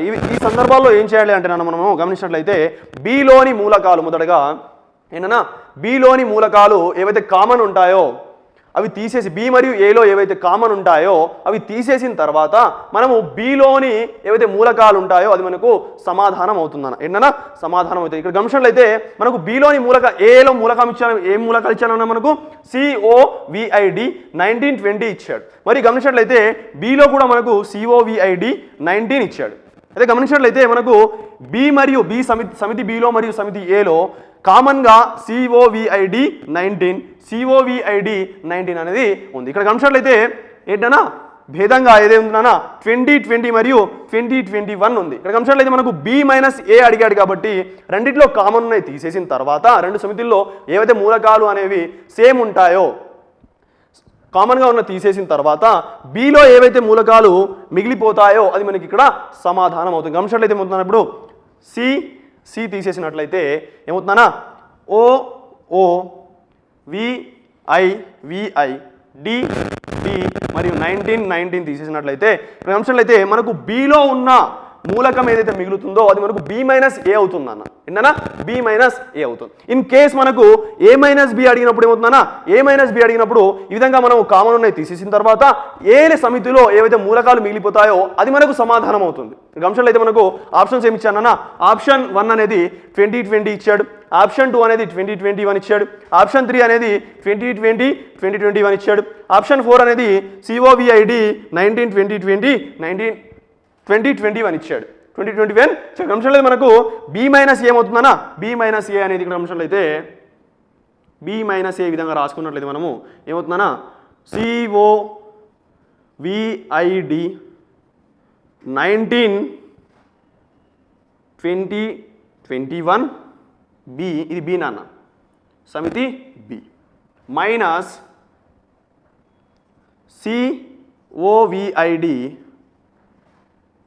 COVID 19 20 ఇది సమితి ఏ నాన్న సమితి ఏ. B మైనస్ ఏమవుతుందన్నా B మైనస్ ఏ తీసుకున్నట్లయితే మనకు 2021 అనేది మిగిలిపోవడం జరుగుతుంది. ఇక్కడ దీంట్లోనన్నా B సమితిలో కాబట్టి దీనికి సరైన సమాధానం ఏమవుతుందన్నా ఆప్షన్ 2 2021 అనేది దీనికి సరైన సమాధానం అవుతుందన్న. మరిన్ని మంచి గౌట్ జాబ్స్ డిప్లొమా జాబ్స్ కావచ్చు మరియు మీరు పాలిటెక్నిక్ ఎంటర్ అయిన తర్వాత మీకు మంచి ట్యూషన్స్ కోసం కావచ్చు మీరు సాయిమేధ ఈసెట్ యూట్యూబ్ ఛానల్ని సబ్స్క్రైబ్ అవ్వండి మరియు బెల్ ఐకాన్ని క్లిక్ చేసి మంచి నోటిఫికేషన్స్ త్వరగా వచ్చి చేరుకునే విధంగా చేసుకున్నాను. Then coming to the next topic quadratic equation వర్గ సమీకరణాలు. What is the question here? The roots of x square plus x minus 6 is equals to 0 are. What? 0 are. ఏమి ఇచ్చానన్న ప్రశ్న x square plus x minus 6 is equals to 0 యొక్క మూలాలు. ఇక్కడ ఒక వర్గ సమీకరణం ఇచ్చేసి వాటి యొక్క మూలాలను మనము రాబట్టాలి. ఇక్కడ నిమిషాలైతే వర్గ సమీకరణం యొక్క సాధారణ రూపం రాసుకున్నట్లయితే ఏంటన్నా వర్గ సమీకరణం యొక్క సాధారణ రూపం మనం రాసుకున్నట్లయితే ax square plus bx plus c is equals to 0. ఇప్పుడు వీటి యొక్క మూలాలు మనం రాబట్టాలి అంటే ఏంటన్నా మనం సూత్ర పద్ధతి ద్వారా గమనించినట్లయితే minus b plus or minus square root of b square minus 4ac by 2a ద్వారా మనము వీటి యొక్క మూలాలను ఈ వర్గ సమీకరణం యొక్క మూలాలను మనము రాబట్టచ్చు. ఇక్కడ గమనించినట్లయితే మనము ఈ వర్గ సమీకరణాన్ని దీంతో కంపేర్ చేసినట్లయితే if you compare this sample form of quadratic equation with this equation, given equation, what we will get? The x square coefficient is what, nana? A. But the x square coefficient in this given quadratic equation is 1. Etana 1. X square యొక్క గుణకం ఏంటనా 1. మరియు b, what is the coefficient of x, nana? What is the coefficient of x? 1. And what is the constant here? Constant is minus 6. Simply substitute this, what? The x square coefficient, x coefficient and the constant in this equation, and you will getting the what, nana? మూలాలు మనకు ఇక్కడ వచ్చేస్తాయి. గమనించినట్లయితే what is given? Minus b is what? 1. b is what? 1 plus or minus square root of 1 square means b square. 4 into a is what? 1 into c minus 6 by 2 into a. What is a, nana? Here a is 1. 2 into 1. Then what happens here? Minus 1 plus or minus square root of 1 square minus 4 into minus 6. What happens here? 4 into minus 6 minus 24 minus into minus plus 24 upon 2 into 1 2. 2 into 1 2. So what happens here? Minus 1 plus or minus square root of 1 plus 24 enta 25. 1 plus 24 25. Then by 2. From here taking 1 minus and 1 plus minus 1 plus square root of 25 upon 2 comma minus 1 minus square root of 25 upon 2. What happens here? See, minus 1 plus root of 25. Square root of is 25 is 5. Minus 1 plus 5 by 2 comma minus 1 minus 5 by 2. ఏమవుతుందన్నా minus 1 plus 5 what is 4 by 2 ఏమవుతుందన్నా by 2 2 అవుతుంది. minus 1 minus 5 by 2 minus 6 by 2 minus 3. These are the roots of given quadratic equation. ఇవి ఏంటన్నా ఇవి ఇచ్చిన ఏవైతే వర్గ సమీకరణం ఉందో వాటి యొక్క మూలాలు ఏంటన్నా 2 కామా మైనస్ ఇక్కడ ఆప్షన్లో గమనించినట్లయితే మనకు ఆప్షన్ 1లో ఇవ్వడం జరిగింది. ఇన్ కేస్ మీకు ఈ ఫార్ములా ఏదైతే ఉందో if you don't remember this formula you can simply solve by this equation what నానా substituting this roots into what నానా దిస్ క్వాడ్రాటిక్ ఈక్వేషన్. ఈ మూలాలను మీరు వీటిలో ఏదైతే వర్గ సమీకరణం ఇచ్చారో దానిలో ప్రతిక్షేపించి కూడా మీరు ఈ సమాధానాన్ని రాబట్టొచ్చు నాన్న. ఏంటన్నా సమాధానాన్ని రాబట్టొచ్చు. గమనించినట్లయితే మనము ఆప్షన్ ఏదైనా ఒక ఆప్షన్ తీసుకొని మనము ప్రతిక్షేపించి చూద్దాం. ఇక్కడ take one option and what అన్నా simply x square plus x minus 6 is equals to 0. Take the option 3 and put the values. Say x is equals to 2. X is equals to 2. So what happens? 2 square plus 2 minus 6 is equals to, we have to what anna 0 రావాలి. 2 square 4 plus 2 minus 6. 4 plus 2 6 minus 6. 0 వచ్చిందన్న satisfying. Means ఇక్కడ గమనించినట్లయితే 2 అనేది ఇచ్చిన వర్గ సమీకరణం యొక్క ఒక మూలం ఉంటుందన్న. అంటే దీని అర్థం ఏంటంటే ఆప్షన్లో 2 అనేది ఖచ్చితంగా ఉండాలి. ఏంటన్నా 2 అనేది ఖచ్చితంగా ఉండాలి. కాబట్టి గమనించినట్లయితే మనకు ఆప్షన్ 3 మరియు ఆప్షన్ 1లో మనకి ఇక్కడ కనబడుతుందన్న. ఆప్షన్ 1 మరియు ఆప్షన్ 3లో కనబడుతుంది. గమనించినట్లయితే ఆప్షన్ 2 అనేది దీనికి సరైన సమాధానం కాదు. ఎందుకు? 2 అనేది ఇచ్చిన వర్గ సమీకరణం యొక్క ఒక మూలము అవుతుంది. 2 is one of the root of given quadratic equation. So other options ఇక్కడ గమనించినట్లయితే 2 అనేది లేదు, ఇక్కడ గమనించినట్లయితే 2 అనేది లేదు. -2 ఉందని గమనించండి, జాగ్రత్త. ప్లస్ ఆర్ మైనస్ సైన్స్ తో జాగ్రత్త ఉండాలి. గమనించినట్లయితే -2 -2 ఇక్కడ ఇవ్వడం జరిగింది. So option 2 and option 4 are the not correct. Then we left with what? 1 and 3 options. And already we have verified with what? 2 and here we already verified with 2. We left with what? -3, 3. then put 3, then put 3. What happens then if you put 3? 3 square plus 3 minus 6. What happens? 3 square is what? 9 plus 3 minus 6. 9 plus 3, 12 minus 6. What we will get? 6. That is not equals to 0. So option 3 is not correct. Why Nana? 3 is not the root of given quadratic equation. 3 అనేది ఇవ్వబడిన ఏదైతే వర్గ సమీకరణం ఉందో దాని యొక్క మూలము కాదు.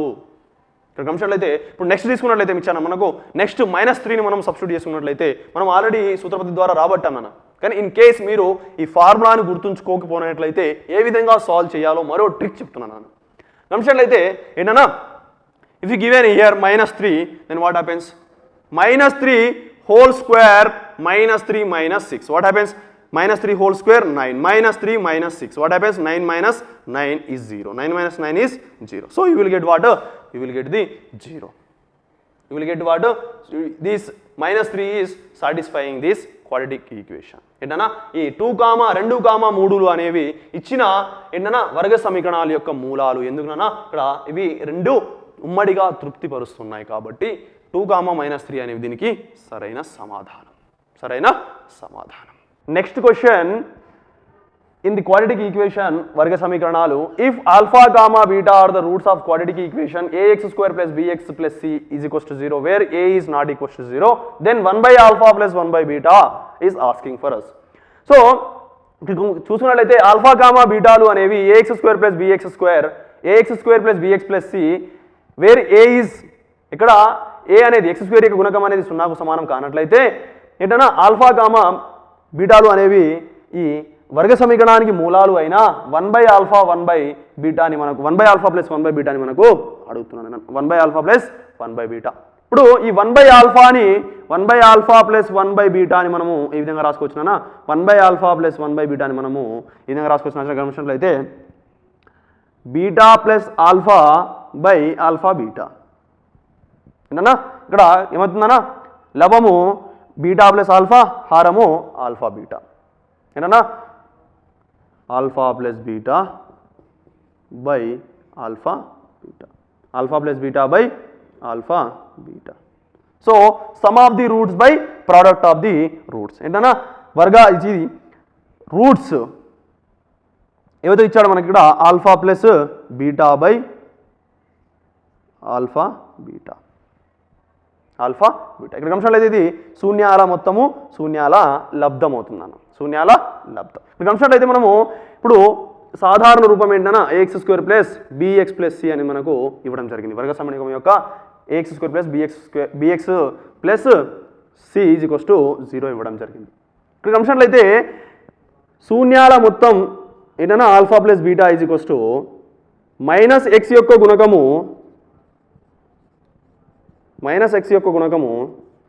బై x² యొక్క గుణకము అని తీసుకుంటాం మనం. ఏంటన్నా x² యొక్క గుణకం, x² యొక్క గుణకం. ఇక్కడ గమనించినట్లయితే ఇప్పుడు ఏమవుతుందన్నా ఆల్ఫా ప్లస్ బీటా -x యొక్క గుణకం ఏంటన్నా ఇక్కడ -x యొక్క గుణకం b కాబట్టి అది -b అవుతుంది. x² యొక్క గుణకం a అంటే -b/a అనేది శూన్యాల మొత్తం. Means the sum of the roots = what నానా minus coefficient of x by x² coefficient. Then alpha beta product of roots = constant స్థిరాంకం by x² యొక్క గుణకం, coefficient of x² యొక్క గుణకం, x² యొక్క ఏంటన్నా గుణకం. ఇక్కడ గమనించినట్లయితే ఇప్పుడు స్థిరాంకం ఏమిస్తున్నాను ఇక్కడ what is the constant c by a. Then we require what? Alpha plus beta by alpha beta. శూన్యాల మొత్తం బై శూన్యాల లబ్ధం, sum of the roots by product of the roots, sum of the roots by product of the roots. Alpha plus beta is what here -b/a by alpha beta product of the roots. శూన్యాల లబ్ధం తీసుకున్నట్లయితే c/a మనకి ఇక్కడ రావడం జరిగింది. ఏ cancel చేసేసి ఏమవుతుందన్నా -b/a అనేది దీనికి సరైన సమాధానం అవుతుంది. ఇది నేను డైరెక్ట్గా ఎక్స్ప్లెయిన్ చేశాను మీకు, డైరెక్ట్ గన్ షాట్ క్వశ్చన్గా చెప్పినట్టున్నాను నేను మీకు. ఏంటన్నా ఇది -b/a అనేది దీనికి సరైన మైనస్ బి బై సి నాన్న, మైనస్ బి బై సి అనేది దీనికి సరైన సమాధానం, మైనస్ బి బై సి అనేది దీనికి సరైన సమాధానం. So option 3 is correct for this question. What అన్న minus b by c means x coefficient of minus x by constant is correct. Then note it down. Coming to the next question of the quadratic equation, వర్గ సమీకరణాలు తీసుకున్నట్లయితే ఇచ్చారు మనకు if x square plus k x plus 1 is equals to 0 has a root x is equals to 1 then k is what. ఏమిచ్చాను question మనకు x square plus k x plus 1 is equals to 0 అనే ఒక వర్గ సమీకరణాన్ని ఇచ్చేసి ఎక్స్ ఈజ్ ఈక్వల్స్ టు 1 అనేది ఏంటన్నా ఆ ఇచ్చిన వర్గ సమీకరణాన్ని ఒక మూలం అయితే ఇక్కడ కే విలువను అంటే ఎక్స్ యొక్క గుణకాన్ని మనము రాబట్టాలి. ఏంటన్నా ఎక్స్ యొక్క గుణకాన్ని రాబట్టాలి. ఈ విధమైన ప్రశ్నలు ఏ విధంగా చేయాలి అంటేనా ఏదైతే ఇక్కడ ఒక మూలము ఇచ్చాడో మనకు ఈ మూలాన్ని మనము ఈ వర్గ సమీకరణంలో ప్రతిక్షేపించి ఏంటన్నా ఇక్కడ 0 ఉంది, ఈ ప్రతిక్షేపించిన తర్వాత ఈ కే విలువను రాబట్టాలి. ఇక్కడ అంశాలైతే ఏంటన్నా x is equals to x square plus k x plus 1 is equals to 0 ఇవ్వడం జరిగింది మనకు వర్గ సమీకరణం.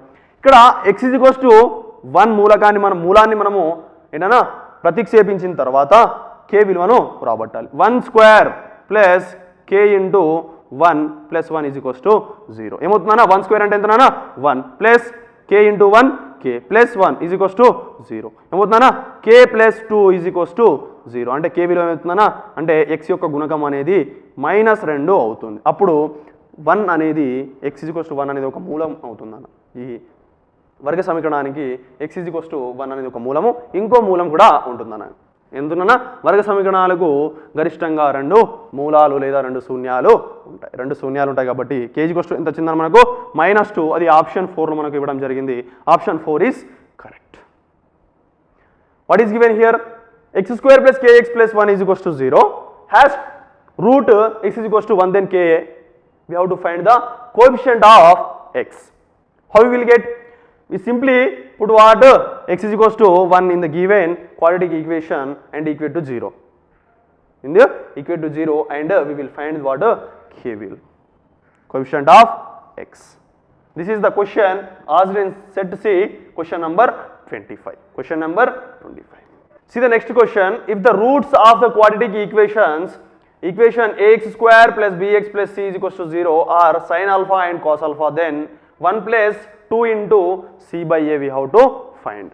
What ana? 1 plus 2 into c by a we have to find.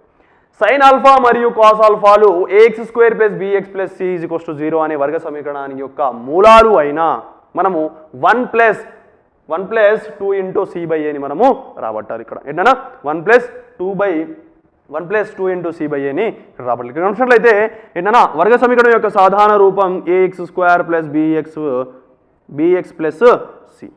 plus c is equals to 0. ఇక్కడ గమనించినట్లయితే ఏంటన్నా మనకు sin alpha కామా cos alphaలు 2 మూలాలు, అంటే ఆల్ఫా ఈజ్ ఈక్వల్స్ టు లేదా p కామా క్యూలు ఏంటన్నా p కామా క్యూలు మనము ఈ మూలాలు అనుకున్నట్లయితే p ఈజ్ ఈక్వల్స్ టు ఏంటన్నా p is equals to sin alpha, q is equals to cos alpha.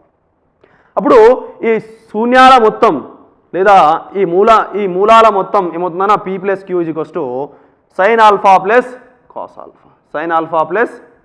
alpha. మరియు ఈ మూలాల లబ్ధం ఏమవుతుందన్నా మూలాల లబ్ధం p into q is equals to sin alpha into cos alpha. ఇక్కడ గమనించినట్లయితే ఈ శూన్యాల మొత్తం some of the roots is what minus X coefficient by X square coefficient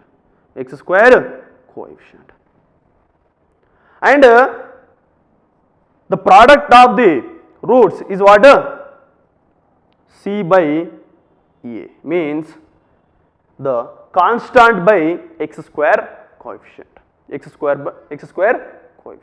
ఇక్కడ గమనించినట్లయితే మనకి ఏమి ఇచ్చానన్నా ఇప్పుడు ఏమవుతుంది, ఇది -b by a అవుతుంది.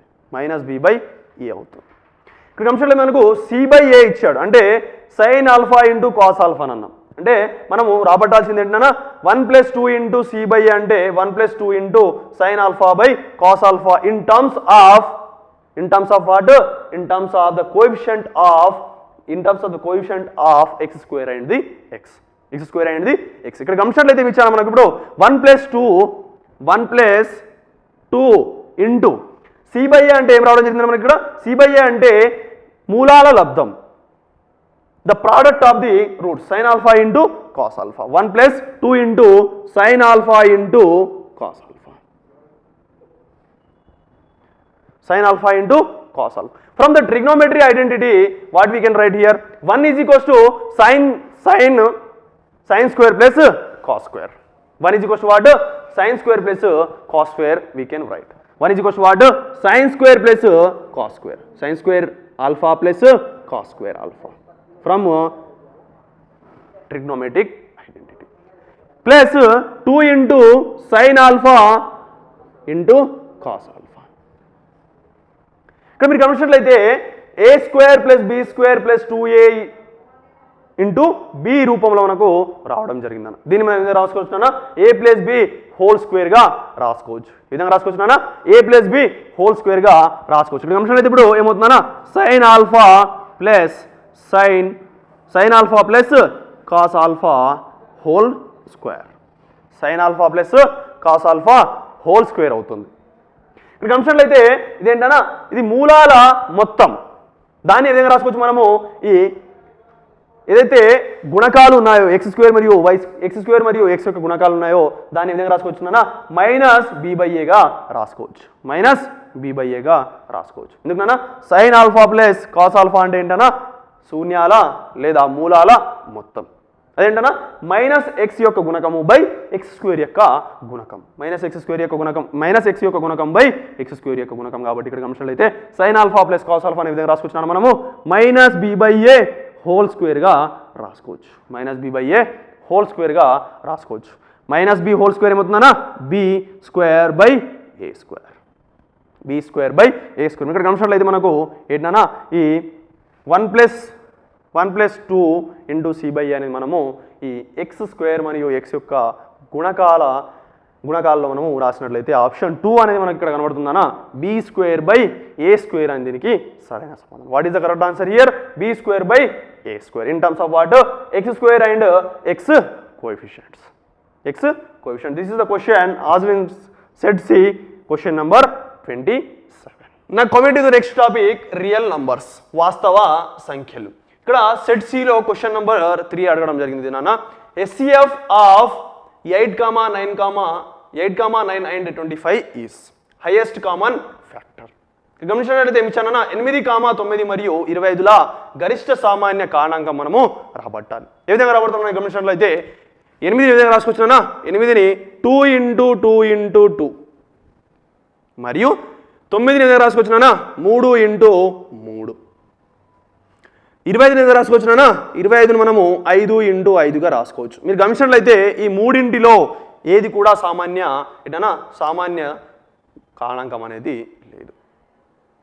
కాబట్టి మనం వీటిని ఏ విధంగా రాసుకోవచ్చు అంటే నాన్న 8 = 2³ × 1 రాసుకోవచ్చు నాన్న, మరియు 9 = 3² × 1 మరియు 25 = 5² × 1గా రాసుకోవచ్చు. ఇప్పుడు గమనించినట్లయితే ఇక్కడ 1 అనేది ఏంటన్నా ఒక సామాన్య కారణాంకం అనేది మనకు ఉంది. కాబట్టి దీనికి సరైన సమాధానం ఏమవుతుందన్నా what is the correct answer for this, what అన్నా highest common factor of 8, 9, 25. 8, 9, 25 is what? 1, and option 2 is correct for this answer. Option 2 is correct. Next, see the question from real number వాస్తవ సంఖ్యలో. The question which is asked in set C, 13th number question. The value of log e root e base e. Log e root e base e యొక్క విలువను మనము ఇక్కడ కనుగొనాలి నాన్న. ఇక్కడ గమనించినట్లయితే e root e log e root e base e ఇవ్వడం మనకు జరిగింది. ఇక్కడ గమనించినట్లయితే ఇప్పుడు ఈ రూట్ ఈని ఏ విధంగా రాసుకోవచ్చున్నాను మనం, ఈ రూట్ ఈని, రూట్ అంటే ఎంతనా రూట్ ఈ ఇంటూ e⁻1/2గా రాసుకోవచ్చు. ఈ పవర్ 1/2గా రాసుకోవచ్చు. ఇక్కడ గమనించినట్లయితే ఇప్పుడు ఏంటన్నా ఈ అనేవి ఈ భూములు సమానం కాబట్టి మనము ఈ ఘాతాలను కూడుకోవచ్చు. The bases are same, so we can add the powers. What happens? The power of e is 1 here. So from this a power m into a power n, then we can write it as a power m plus en. From this we can write what happened? 1 plus 1/2. ఏంటన్నా భూములు సమానం కాబట్టి మనము ఘాతాలను కూడుకోవచ్చు. As the bases are equal, we can add the powers. So what happens here? E power 3/2. 1 plus 1/2 is what? 3/2. 1 plus 1/2 is what? So we got e root e మనకు రావడం జరిగింది. గమనించండి ఇప్పుడు log e power 3/2 base e. So ఇక్కడ ఏమవుతుందన్నా log దీన్ని ముందు తీసుకున్నట్లయితే ఏమవుతుందన్నా log 3/2 log e to the base e. log e to the base e విలువ ఎంతనా 1. log e to the base e విలువ ఎంతనా 1. 3/2 into 1 is 3/2. మరోసారి చూడండి గమనించండి. See here what happened here. First we have to find the e root e value. So by removing the root we can write power 1/2. So what happened here? The bases are equal. ఇక్కడ భూములు అనేవి సమానం. ఈ ఘాతాలను మనం కూడుకున్నట్లయితే 1 plus 1/2 అవుతుంది. 1 plus 1/2 అవుతుంది. గమనించినట్లయితే ఏమవుతుందన్నా e power 1 plus 1/2 is e power 3/2. So write here e power 3/2. Take the one, what happens? 3/2 log e to the base e. Log e to the base e ఏమవుతుందన్నా log e to the base e is 1. So what happens? 3/2 into 1 is 3/2. 3/2 అనేది మనకి ఇక్కడ answer రావడం జరిగింది. So what is the correct answer for this? 3/2 3 is the correct answer. 3/2 3 is correct answer for this the question. This is the answer in what set C question number 13. See the next question in the real numbers వాస్తవ సంఖ్యలో which is the ఇక్కడ 14th question అడిగాను set C లో 14th question. This is the 14th question in the set C. Find the value of log 0.01 base 0.1. 0.01 base 0.1. ఏమన్నాడైనా log 0.01 భూమి 0.1 మనకు విలువ ఎంత అని అడుగుతున్నాను. విలువ ఇంత గమనించినట్లయితే ఏమో రాస్తున్నా log 0.01 టు ది బేస్ 0.1. ఇప్పుడు ఈ 0.1ని ఏ విధంగా రాసుకోవచ్చునా 0.1 హోల్ స్క్వేర్గా రాసుకోవచ్చు. 0.1 హోల్ స్క్వేర్గా రాసుకున్నట్లయితే ఏమవుతుందన్నా 0.1 హోల్ స్క్వేర్గా రాసుకున్నట్లయితే log 0.1 హోల్ స్క్వేర్ 0.1. ఈ 2ని ముందు తీసుకున్నట్లయితే ఏమవుతుందన్నా 2 into log 0.1 base 0.1. 0.1 base log 0.1 base 0.1 ఏమవుతుందన్నా 1 అవుతుంది. 2 into 1 2. 2 into 1 2 అవుతుంది. ఏంటన్నా since log a base a is equals to 1. log a base a is 1. ఇక్కడ బేస్లో ఏముందో చూడాలన్నా మీరు మొదటగా బేస్లో ఏముందో చూసిన తర్వాత మనము దీన్ని చేంజ్ చేసుకోవాలి. దాని ఆధారంగా you have to see the base what is there in the base. Say he has given like this base is 5 and this is 25. We have to keep 5 as here log 5 square to the base 5. ఇప్పుడు ఏమవుతుందన్నా 2 అనే దీనికి సరైన సమాధానం. అంటే ఇక్కడ గమనించట్లేదు మనకు ఏమిచ్చినా 2 into 1 is 2. So option 2 is the correct answer. Option 2 అనే దీనికి సరైన సమాధానం ఏంటన్నా 2 అనే దీనికి కరెక్ట్. 2 అనేది ఏంటన్నా correct. See the next question from the real numbers వాస్తవ సంఖ్యలో 2 power x is equals to 8 square then x is dash. So ఏమిచ్చాను అంటే మనకు 2 ఘాతాంకం x is equals to 8 ఘాతాంకం 2 ఘాతాంకం x is equals to 8 ఘాతాంకం 2 అయిన x విలువను మనం ఇక్కడ రాబట్టాలి. See the question what happening here 2 power x is equals to 8 square. ఇరువైపులా ఈ భూములను సమానం చేసుకున్నట్లయితే ఈ ఘాతాలు సమానం అవుతాయి.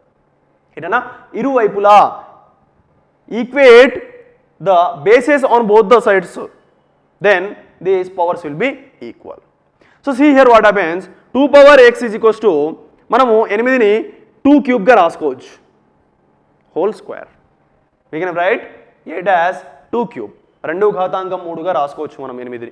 ఇక్కడ అంశాలైతే 2 power x is equals to ఏమవుతుందన్న అప్పుడు 2 into 3 into 2 6.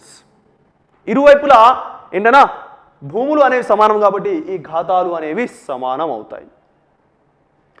The basis on the both side of the equal is what same, so we can equate the powers. So what happens here? X is equals to 6. So option 3 is given as, so 6 is correct answer. 6 is what correct answer. ఏమి ఇచ్చాను మనకు ఇంకోసారి చూసుకున్నట్లయితే 2 ఘాతాంకం x is equals to 8 ఘాతాంకం 2 అయినా x విలువను మనము కనుగొనాలి. ఇక్కడ అంశాలైతే ఈక్వల్ టు ఇరువైపులా మనము మొదటగా ఈ భూములను సమానం చేసుకున్నట్లయితే వాటి యొక్క ఘాతాలు సమానం అవుతాయి. ఘాతాలు సమానమైన తర్వాత మనము x విలువను రాబట్టవచ్చు. 8 రాసుకోవచ్చు నాన్న, 8ని 2 క్యూబ్గా రాసుకోవచ్చు. 2 cube is equals to 2 cube whole square ఏమవుతుందన్న 3 into 2 6. 2 power 6 is equals to 2 power x. ఇరువైపులా భూములు సమానం కాబట్టి ఘాతాలు సమానం. x ఈజ్ ఈక్వల్స్ టు 6 అనేది దీనికి సరైన సమాధానం. See the next question from the real numbers. వాస్తవ సంఖ్యలు చూసుకున్నట్లయితే 1/√2 is 1/√2 అన్నది ఒక సహజ సంఖ్య.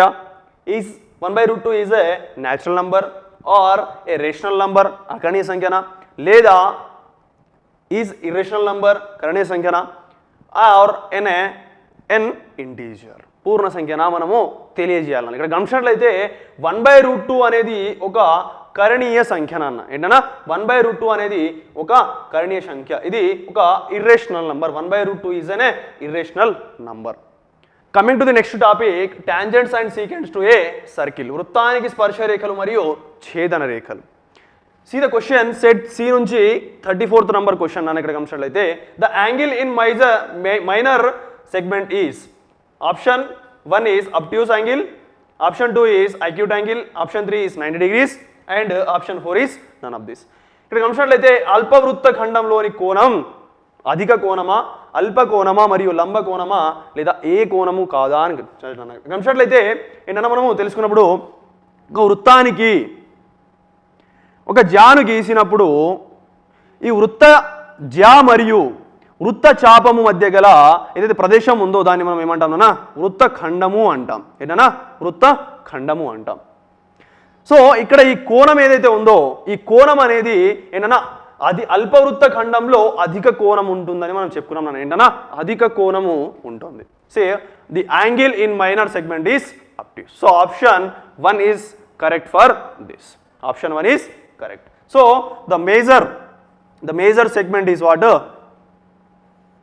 ఏంటన్నా అధిక వృత్తఖండం అనేది ఏంటన్నా అధిక వృత్తఖండం అనేది మనం గమనించినట్లయితే ఏ ప్రదేశం అయితే వృత్త చాపము మరియు ఈ జ్యా మధ్య ఉందో దాన్ని మనము అధిక వృత్తఖండము అంటాం. అర్ధ వృత్తఖండం తీసుకున్నట్లయితే వ్యాసం గుండా జ్యా వెళ్తుందన్న, వ్యాసం గుండా జ్యా వెళ్తుంది. ఇది దిస్ ఈజ్ వాట్ అన్న option 1 is correct. Obtuse angle is correct. The angle in the minor segment is obtuse and అధిక వృత్తఖండంలో అయితే అల్ప కోణము ఉంటుంది. Then coming to the next question of tangents and secants to a circle, the angle at the tangent to a circle and radius drawn at a point of contact is dash. What is asking here, Nana? The angle at the tangent to a circle and the radius drawn at a point of contact is dash. ఏమడుగుతున్నా ఇక్కడ గమనించినట్లయితే స్పర్శ బిందువు వద్ద వృత్త స్పర్శ రేఖతో దాని వ్యాసార్థము చేయు కోణం అడుగుతున్నాడు. ఏంటన్నా స్పర్శ బిందువు వద్ద వృత్త స్పర్శ రేఖ దాని వ్యాసార్థంతో చేయు కోణం మనం తెలుసుకున్నట్లయితే see here from first theorem we came across that. So this is the circle. If you draw a line and this is the point of contact, this line will make 90 degrees to the what nana the radius at point of contact. Then this line is known as secant. What is known as secant? ఇక్కడ గమనించినట్లయితే వృత్తానికి మనము ఒక బిందువు వద్ద ఒక స్పర్శ బిందువు వద్ద ఒక రేఖ గీసినట్లయితే సరళ రేఖ గీసినట్లయితే ఆ సరళ రేఖ అనేది ఆ వృత్తానికి ఒక స్పర్శ రేఖ కావాలి అంటే ఏంటినా ఈ వ్యాసార్థానికి ఈ స్పర్శ రేఖ అనేది లంబంగా ఏదైతే సరళ రేఖ ఉందో లంబంగా ఉన్నట్లయితే మనం దాన్ని ఏమంటాం స్పర్శ రేఖ అంటాం. కాబట్టి ఇక్కడ గమనించినట్లయితే ఏమి ఇచ్చారు మనకు స్పర్శ బిందువు వద్ద వృత్త స్పర్శ రేఖతో దాని వ్యాసార్థము చేయు కోణము లంబము 90 డిగ్రీలు 90 degree is the correct answer. The angle between radius and the line, the secant line at the point of contact is what? 90 degrees. 90 degrees. This is the question about the angle at the tangent to the circle and radius drawn at the point of contact. స్పర్శ బిందువు వద్ద వృత్త స్పర్శ రేఖతో వ్యాసార్థము చేయు కోణము లంబము అని తెలుసుకున్నాం మనం. లంబము అని తెలుసుకున్నాం. So then coming to the next question in the topic tangent and secant to the circle, వృత్తానికి స్పర్శ రేఖలు మరియు ఛేదన రేఖలు తీసుకున్నట్లయితే ఏమి ఇచ్చానన్నా, if parallelogram is a cyclic then it is a rectangle or a square or a quadrilateral or a rhombus. ఏమి ఇచ్చానన్నా, సమాంతర చతుర్భుజము చక్రీయమైన అది ఒక దీర్ఘచతురస్రం అవుతుందా, చతురస్రము అవుతుందా, లేదా చతుర్భుజము లేదా రాంబస్ అవుతుందా అంటున్నారు. ఇక్కడ గమనించినట్లయితే ఇది ఒక దీర్ఘ చతురస్రము అవుతుందని ఏంటన్నా. Then coming to the next question in the tangents and secants to a circle, వృత్తానికి స్పర్శ రేఖలు మరియు ఛేదన రేఖలు తీసుకున్నట్లయితే ఇది సెట్ సిలో 44th క్వశ్చన్ అమ్మా. In the figure OB is 13 cm and OP is perpendicular to AB. OP is 12 cm then AB అడుగుతున్నాను. ఇక్కడ గమనించినట్లయితే ఏమి చాడు పటం నుండి OB అనేది 13 cm అయితే OP అనేది ABకి లంబమైన OP is equals to 12 cm అయినా ఏందన్నా AB వాల్యూ మనం ఇక్కడ రాబట్టాలి. ఇక్కడ గమనించినట్లయితే ఏమి ఇచ్చాను మనకు, OP అనేది ఈ ABకి లంబంగా ఉంది మరియు OB అనేది ఏంటన్నా, OB మనకు 13 cm ఇచ్చాడు, OP అనేది 12 cm ఇచ్చాడు. ఈ విధంగా మనం ప్రశ్నలు ఏ విధంగా సాల్వ్ చేయాలి అంటే గమనించినట్లయితే మనము ఏకకేంద్ర రెండు వృత్తాలు తీసుకున్నప్పుడు ఈ అంతర్వృత్తానికి ఏదైతే స్పర్శ రేఖ ఉందో అది బాహ్య వృత్తానికి ఒక జ్యా అవుతుంది. ఇక్కడ గమనించినట్లయితే ఏంటన్నా జ్యా అవుతుంది. మరియు మనం ఈ పటాన్ని ఇక్కడ తీసుకున్నట్లయితే ఏమి ఇచ్చానన్నా, మనము ఇక్కడ ఈ వ్యాసార్థం అనేది ఈ రేఖకు AB రేఖకు ఏముందన్నా పర్పెండిక్యులర్ అంటే లంబంగా ఉంది. This AB is perpendicular to OP. So if you draw a circle with 12 cm as radius, what happens? That drawn circle is tangent. The AB line is tangent to that drawn circle. ఏమవుతుందన్నా 12 సెంటీమీటర్ల వ్యాసార్థంతో మీరు ఒక వృత్తాన్ని గీసినట్లయితే ఈ AB line అనేది ఆ 12 సెంటీమీటర్ల వ్యాసార్థం గల వృత్తానికి ఒక ఏంటన్నా స్పర్శ రేఖ అవుతుంది. కాబట్టి మనకు ఇక్కడ రెండు స్పర్శ రేఖలు మనం రాబట్టవచ్చు నాన్న. ఏంటన్నా మొదటి స్పర్శ రేఖ ఇది నాన్న, ఏంటన్నా స్పర్శ రేఖ గమనించినట్లయితే స్పర్శరేఖ గీసినట్లయితే 12 సెంటీమీటర్లు మనం ఇక్కడ ఏంటన్నా ఈ అంతర్వృత్తం యొక్క వ్యాసార్థంగా రాబట్టవచ్చు. మరియు ఈ విధంగా తీసుకున్నట్లయితే ఈ బాహ్య వృత్తం యొక్క వ్యాసార్థాన్ని మనము 13 సెంటీమీటర్లుగా రాబట్టవచ్చు. ఇక్కడ నుంచి నేను ఒక షార్ట్ ఫామ్ ఇచ్చాను అన్న, మీకు లాంగ్ ఫామ్ మరియు షార్ట్ ఫామ్ రెండు ఇచ్చాను. ఇక్కడ గమనించినట్లయితే మనకు ఒక లంబ కోణ త్రిభుజం ఏర్పడుతుందన్న, OPB అనేది ఒక లంబ కోణ త్రిభుజం ఏర్పడింది మనకు. గమనించినట్లయితే మనము ప్రవచనం తెలుసుకున్నట్టు ఏంటన్నా, OP అనేది ఇక్కడ గమనించినట్లయితే ఒక అంతర్వృత్తానికి గీసిన స్పర్శ రేఖ అనేది ఏంటన్నా ఈ బాహ్య వృత్తానికి జ్యా అయినా ఈ స్పర్శ బిందువు వద్ద రెండు సమభాగాలుగా విభజిస్తుందని మనం తెలుసుకున్నాం అన్న. ఏంటన్నా ఈ OP బిందువు ఇక్కడ P బిందువు ఏదైతే ఉందో ఈ P బిందువు వద్ద ఈ జ్యా అనేది AB జ్యా అనేది ఏంటన్నా రెండు సమభాగాలుగా విభజించబడుతుంది. దిస్ జ్యా is divided into 2 equal parts at point P, point of contact. So what happens here, if you take the triangle, the right angle triangle 12, 13 and this is PB. If you find the PB and multiply by 2, you will get the AB. Why? Because the point PB is dividing this AB line into 2 equal parts. ఈ point P అనేది ఏంటన్నా ఈ AB జ్యాని రెండు సమభాగాలుగా విభజిస్తుంది. ఇక్కడ గమనించినట్లయితే P వద్ద లంబ కోణం ఉంది నాన్న, అంటే P శీర్షం వద్ద లంబ కోణం ఉంది. లంబ కోణానికి ఎదురుగా ఉన్న భుజం ఏంటన్నా కర్ణము. కాబట్టి ఇక్కడ తీసుకున్నట్లయితే పైథాగరస్ సిద్ధాంతం నుంచి మనం తీసుకున్నట్లయితే ఏమవుతుందన్నా కర్ణము స్క్వేర్ ఈజ్ ఈక్వల్స్ టు భుజము స్క్వేర్ ప్లస్ భుజము స్క్వేర్. మనకు మొదటగా PB రాబట్టాలి మనం. ఇక్కడ చూసినట్లయితే 13 స్క్వేర్ కర్ణం ఏంటన్నా 13 square. This hypotenuse square is equals to side square plus side square. So what happens, 13 square is equals to 12 square plus PB square. 13 square is 169 minus 12 square is 144 is equals to PB square. 169 minus 144 is 25, then PB square is equals to 25. Then PB is what, Nana? PB is equals to square root of 25 and then square root of 25 is 5 centimeter. 5 centimeter is the length of what? PB. 5 centimeter is the length of PB. So if you multiply it by 2, what happens? We can get the length of AB. మీరు ఈ వచ్చిన ఏదైతే PB పొడవును మనము ఏంటన్నా 2 చే గుణించినట్లయితే మనకు AB జ్యా పొడవు ఇక్కడ వస్తుంది. మనకు ఏమి అడిగాడన్నా? AB అడిగాడు ఇక్కడ.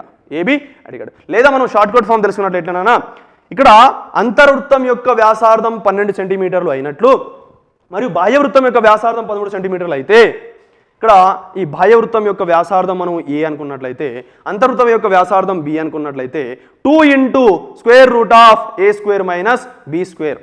నేను క్లాస్లో ఎక్స్ప్లెయిన్ చేశాను ఏంటన్నా ఈ జ్యా పొడవు ఏదైతే ఉందో ఈ అంతర్వృత్తానికి ఏదైతే స్పర్శరేఖగా మరియు బాహ్యవృత్తానికి జ్యా ఏదైతే ఉందో ఆ జ్యా పొడవు అనేది 2 into square root of A square minus B square ద్వారా కూడా రాబట్టవచ్చు. చూసినట్లయితే A అంటే ఏంటన్నా? A అనేది 13 మరియు B అనేది 12 కాబట్టి 2 into square root of A square అంటే ఏంటన్నా? A స్క్వేర్ అంటే 13 square minus 12 square. 13 square minus 12 square ఏమవుతుంది అప్పుడు 2 ఇంటూ స్క్వేర్ రూట్ ఆఫ్ 25 అవుతుంది. రూట్ 25 ఎంతనా? రూట్ 25 5 కాబట్టి 2 ఇంటూ 5 10 అవుతుంది. అంటే 10 సెంటీమీటర్ అనేది మనకు ఏంటన్నా ఈ AB రేఖా పొడవు అవుతుంది. అంటే బాహ్య వృత్తానికి జ్యా అవుతుంది. అంటే 10 centimetre is the correct answer. 10 centimeter is the correct answers. This is Mohammad Inayatullah from the SAIMEDHA Institute, Koti, Hyderabad. So as you know, today there was POLYCET entrance examination. So in the POLYCET entrance examination, so we'll discuss about the solutions of that one, solutions of the mathematics. So we'll start with the chapter polynomials. What we are starting over here? We are starting with the topic polynomials. So let us see the first question of the polynomials, which is the zeros of the quadratic polynomial x square plus 24x plus 119 are. What are the options given over here? One positive and one negative, both positive, both negative, or else none of the above. Okay, so this question is asked in your set C, and the question number is 10. So let us solve this one. What is this? You have to find the zeros of the quadratic polynomial, or else x square plus 24x plus 119 ane varga bahupadi shunyalu. We have to find this one. So let us write over here, it is x square plus 24x plus 119. Okay, so you can solve this quadratic polynomial either by splitting the terms method or else with the quadratic formula. So let us solve this one by the quadratic formula, which is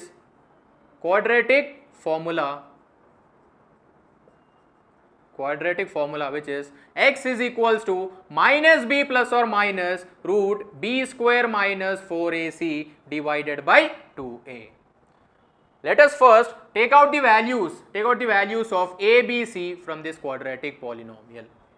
So when we are comparing this quadratic polynomial, let us write the standard form over here. So it is in the form of ax square plus bx plus c. So when we are comparing the standard form and this quadratic polynomial, we will get the values of a, b, c. So what is the value of a? A it is equals to 1 and b it is equals to 24, c is equals to 119. A is equals to 1, b is equals to 24 and c is equals to 119. Now let us substitute these values of a, b, c in our quadratic formula. So it will be x is equals to minus b value is 24 plus or minus root b square means 24 square minus 4 into 1 into c value is 119. So divided by 2 into 1. So when we are solving this one, we will get the answer as minus 24 plus or minus root 24 square. 24 square will be 24 into 24, which is 576. 576. Now we have to multiply this one. 4 ones will be 4. 4 into 119. 4 into 119 it is equals to minus 476, which is divided by 2 ones are 2. Now when we are subtracting this one, 576 and 476 will get the value of 100. So root 100 it is equals to 10. It is equals to 10. Now let us substitute over here. So this will be minus 24 plus or minus 10 divided by 2. Now there will be two cases. There will be two cases. So in the first case, what we can write over here? The first case will be x is equals to minus 24 plus 10 divided by 2, and the second case will be x is equals to minus 24 minus 10 divided by 2. So x is equals to minus 24 plus 10 will be minus 14 divided by 2. After cancelling this one, we will get the answer as minus 7. We are getting the answer as minus 7. Now see this one, x is equals to minus 24 minus 10 will be minus 34 divided by 2, which is equals to 2 ones are 2 17s are. So it is equals to minus 17. So we are getting the answers as x is equals to minus 7 and x is equals to minus 17. Now let us check the options over here. Our options are one positive, one 0 is positive and the other 0 is negative, or else both are positive, both are negative, none of the above. So we are getting the answers over here. It is x is equals to minus 7 means this is a negative number, and x is equals to minus 17 will also be a negative number. So let us go with the option number 3, which is both negative, both negative. So our answer for the zeros of the quadratic polynomial, which is x square plus 24x plus 119, are both negative. Now note down this one. Let us see the second question. What it is? The second question from the topic polynomials. What it is? What is the degree of the polynomial? What is the degree of the polynomial? 7u power 6 minus 3 by 2 u power 4 plus 6u square minus 8. So in this question, we have to find the degree of the polynomial. So in the grand test or else the mock test from the SAIMEDHA Institute, we have given this question. Okay, I have given this question 7u power 6 minus 3 by 2 u power 4 plus 6u square minus 8. So it is the exact question. So what you have to find over here? We have to find the degree of the polynomial. So what will be the polynomial actually? The polynomial will be the combination of terms with the plus or minus sign. So if there are terms with the plus or minus sign, we can call this as a polynomial. Now we have to find the degree of the polynomial. So over here you can see that there is a variable over here. What is this variable? It is u. What is the power of this variable? What is the power of this variable? Means the power it is equals to 2. So when you are taking this term, the power or else the degree of this variable, it is equals to 2, and when you are taking this term, the degree or else the power of this variable, it is equals to 4. It is equals to 4. Now let us see this one. If you are taking this term is 7u power 6 and the degree or else the power of this variable, it is equals to 6. Now what will be the degree of the polynomial? So the highest degree of these terms, okay, the highest degree among these terms, it is equals to the degree of the polynomial. So over here we can see this one, the degree it is equals to 2 and the degree it is equals to 4 and it is degree is equals to 6. So we can say the highest degree among these terms, it is equals to 6. Now let us check the options over here. Our first option is 7 minus 3 by 2, 6, or else minus 8. So what we have seen just now we came to know that the highest degree among these terms, it is equals to 6. So let us go with the option number 3, the degree of the polynomial, it is equals to 6. Let us see our next question from the topic polynomials over here. What's the third question? The value of x which satisfies the equation 2x minus 4 minus x is equals to 5 minus x is. Now what we have to find? We have to find the value of x over here. So it is appeared in your POLYCET examination in the set C and the question number is 12. So what we have to do over here? So let us write 2x minus 4 minus x, it is equals to 5 minus x. Let us simplify this one. So when we are multiplying this minus sign, this will be 2x minus 4 then plus x, it is equals to 5 minus x. Now what we are doing over here? We are bringing the like terms. Okay, we are bringing the like terms over here in the one side. So this will be, it is equals to 2x plus x 3x, and when you are bringing this minus x to this one, it will be plus x equals to 5, and we are sending this minus 4 to the other side, we can write it as plus 4. Now 3x plus 1x, it is equals to 4x, which is equals to 9, and for finding the value of x, we have to send this 4 to the other side, we can write it as x is equals to 9 by 4, x is equals to 9 by 4. So when we are dividing this one, when we are dividing 9 and 4, we will get the answer as x is equals to 2.25, x is equals to 2.25. So let us check the options over here. Our option 1 is 4.25 and option 2 is 3, option 3 is 2.25, option number 4 is 0.5. So we are getting the answer as x is equals to 2.25, x is equals to 2.25. So correct option will be option number 3, option number 3. So or else what you can do, you can simplify this same question with the other method also. Okay, you can solve the same question with the another method. What you have to do, you have to take the x value, you have to take these options over here. First you are taking the option number 1, and in the place of x you have to put 4.5. You have to put 4.5 over here. So this will be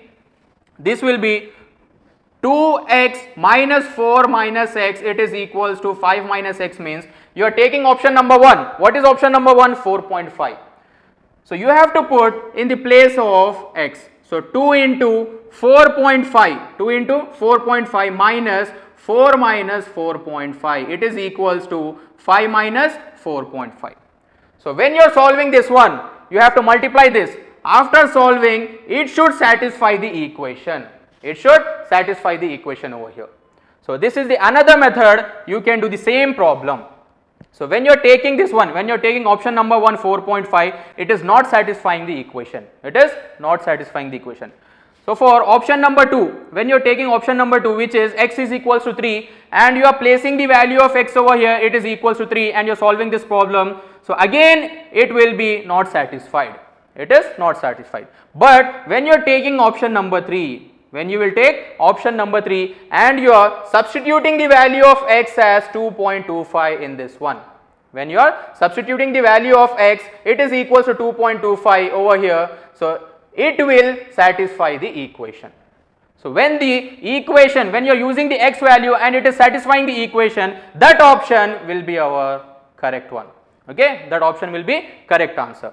So after solving this one, we came to know that our option number 3, which is 2.25, is our correct answer. I will tell you one thing, what you have to do, you have to subscribe to our YouTube channel SAIMEDHA ESET, and you can download the app also from the Play Store, saimedha.in, and you will get, if you want any tuitions regarding diploma first year, second year or else the third year, you can contact. Okay, if you want to contact, we are giving the number over here, below number, you can contact with that number.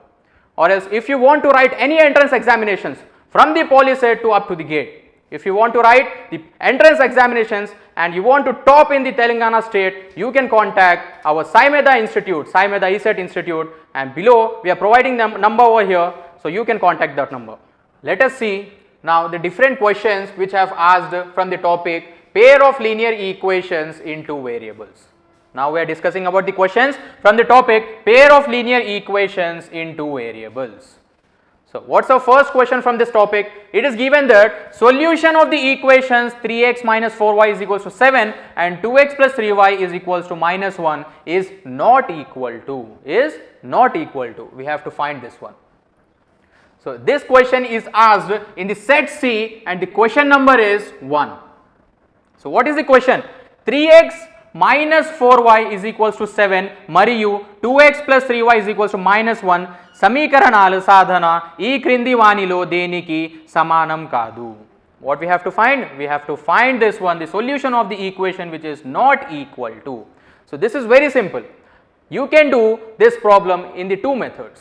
Okay, either if you want to solve these equations, 3x minus 4y is equals to 7 and 2x plus 3y is equals to minus 1, either by substitution method, elimination method, or else the cross multiplication method. You can do like that also, or else if you are taking the options over here, if you are taking the options and you are looking at the options, we came to know that 22 by 22 comma 33 by 33, we can write this one, option number 1. What is option number 1?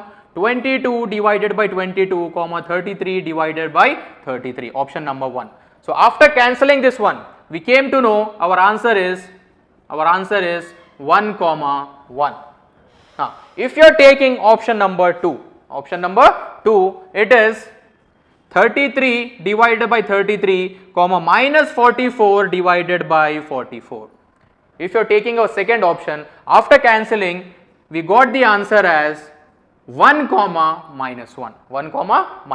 Now let us see our option number 3. Our option number 3 is 44 divided by 44, comma minus 77 divided by 77. This also, after cancelling, we will get the answer as 1 comma minus 1.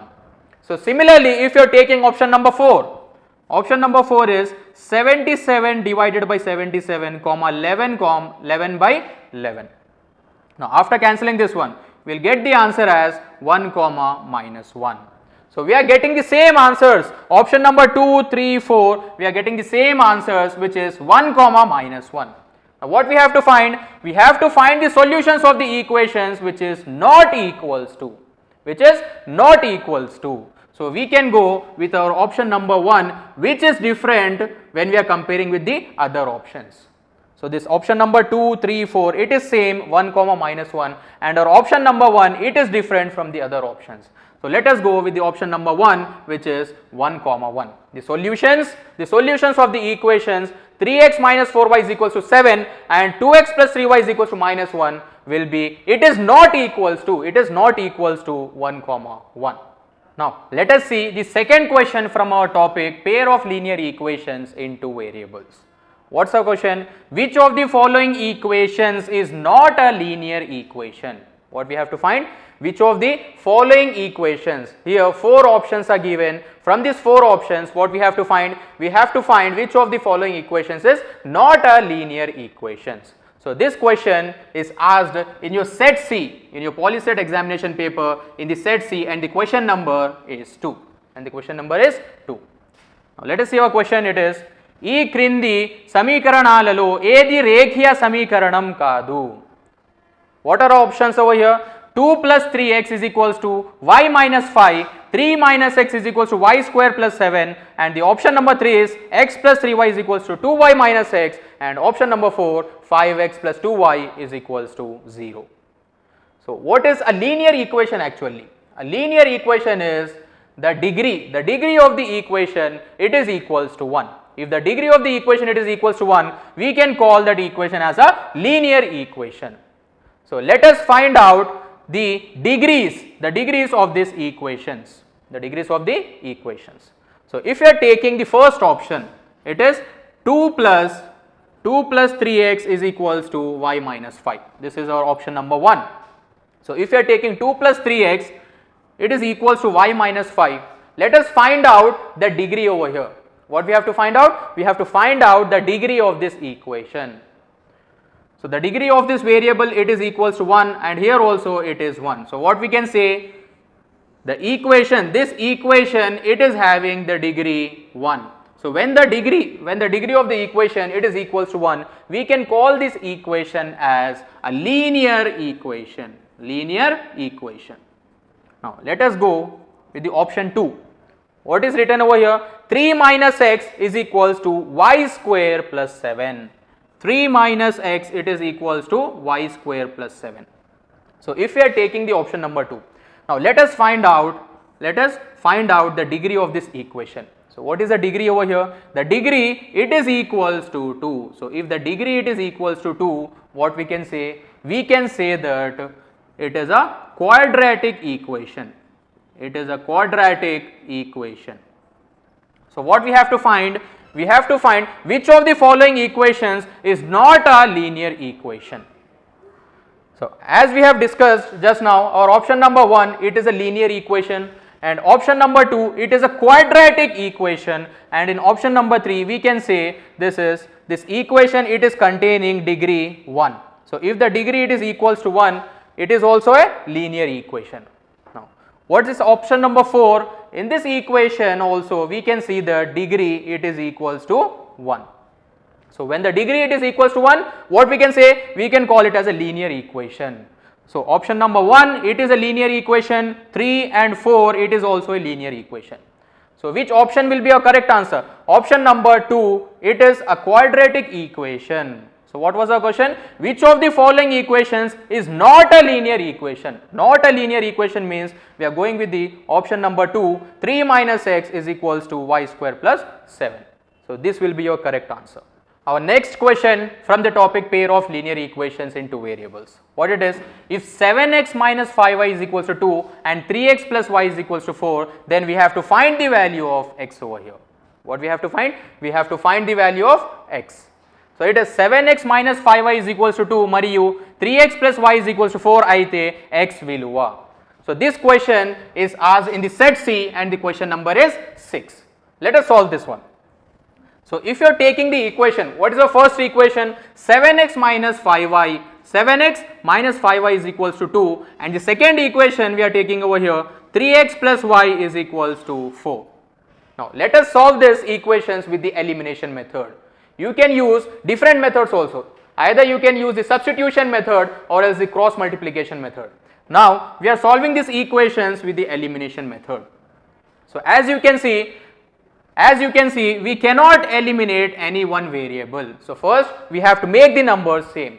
So we are multiplying this equation number 1. We are multiplying this equation number 1 with 3 and this equation number 2 with the number 7. So let us multiply these equations. So this will be 3 into 7, 21x minus 15y, it is equals to 6. Now after multiplying the second equation with the number 7, we will get the equation as 21x plus 7y, it is equals to 28. Now you can see over here 21x plus 21x is there. So we cannot eliminate that variable. So what we are doing, we have to change the signs over here. We have to change the signs of the equation 2. So when we are changing the signs, this plus sign will become minus, here also it will be minus, and here also the plus sign will become minus. So this 21x minus 21x gets cancelled, minus 15y minus 7y, it will be equals to minus 22y, then 6 minus 28, then again it is equals to minus 22. When we are sending this minus 22 to the other side, we will get the y value, as after cancelling this one, minus minus gets cancelled, 22 ones are, so y is equals to 1. So we got the y value, the value of y, it is equals to 1. But what we have to find in the question? We have to find the value of x. Okay, we have to find the value of x. So let us substitute this value of y in any equation. You can substitute in any equation. So let us take the simplest equation over here. If we are taking the second equation, or else if you are taking the first equation, any one equation you can take. So 3x plus y is equals to 4. 3x plus y is equals to 4. Now what we have to do? We have to substitute the value of y in this equation. So what is the value of y over here? So 3x plus 1, it is equals to 4. Now when we are sending this plus 1 over there, we can write it as 3x is equals to 4 minus 1 will be equals to 3, and x is equals to 3 by 3, which is equals to 1. Then again we got the value of x, it is equals to 1. So let us check the options over here.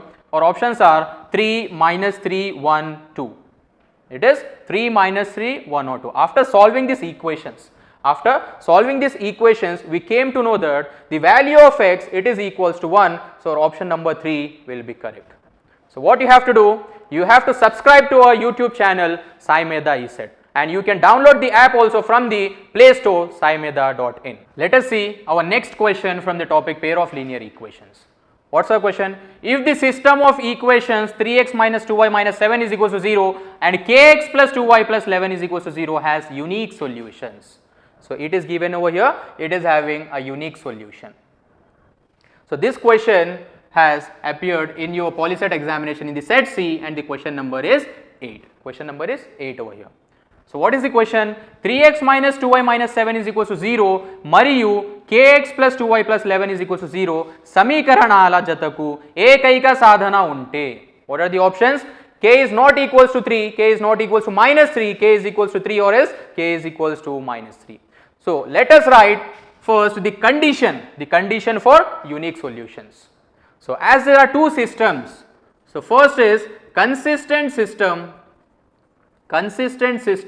and the inconsistent system. So we are having two systems over here. So in the consistent systems there will be two cases. There will be two cases over here. So the first case we can write it as it will have a unique solutions. It will have unique solutions. And the second case is it will have infinitely many solutions. Infinitely many solutions. And in the inconsistent systems there will be only one case, which is it will have no solutions. No solutions. So as it is given that in the question it is having, if the system of equations 3x minus 2y minus 7 is equal to 0 and kx plus 2y plus 11 is equal to 0 has unique solutions. So what is the condition for unique solution over here? The condition for unique solution is a1 by a2 it is not equals to b1 by b2. a1 by a2 not equals to b1 by b2. So let us write the equations first. What is the first equation? 3x minus 2y minus 7 is equal to 0, and the second equation is kx plus 2y plus 11 it is equals to 0. Now we have to compare this one. So let us write the general forms. So the general form will be a1x plus b1y plus c1 it is equals to 0, and a2x plus b2y plus c2 it is equals to 0. Now by comparing this one, by comparing these equations and the standard form, we have to take out the values of a1, b1 and c1 from this first equation and the values of a2, b2 and c2 from a second equation.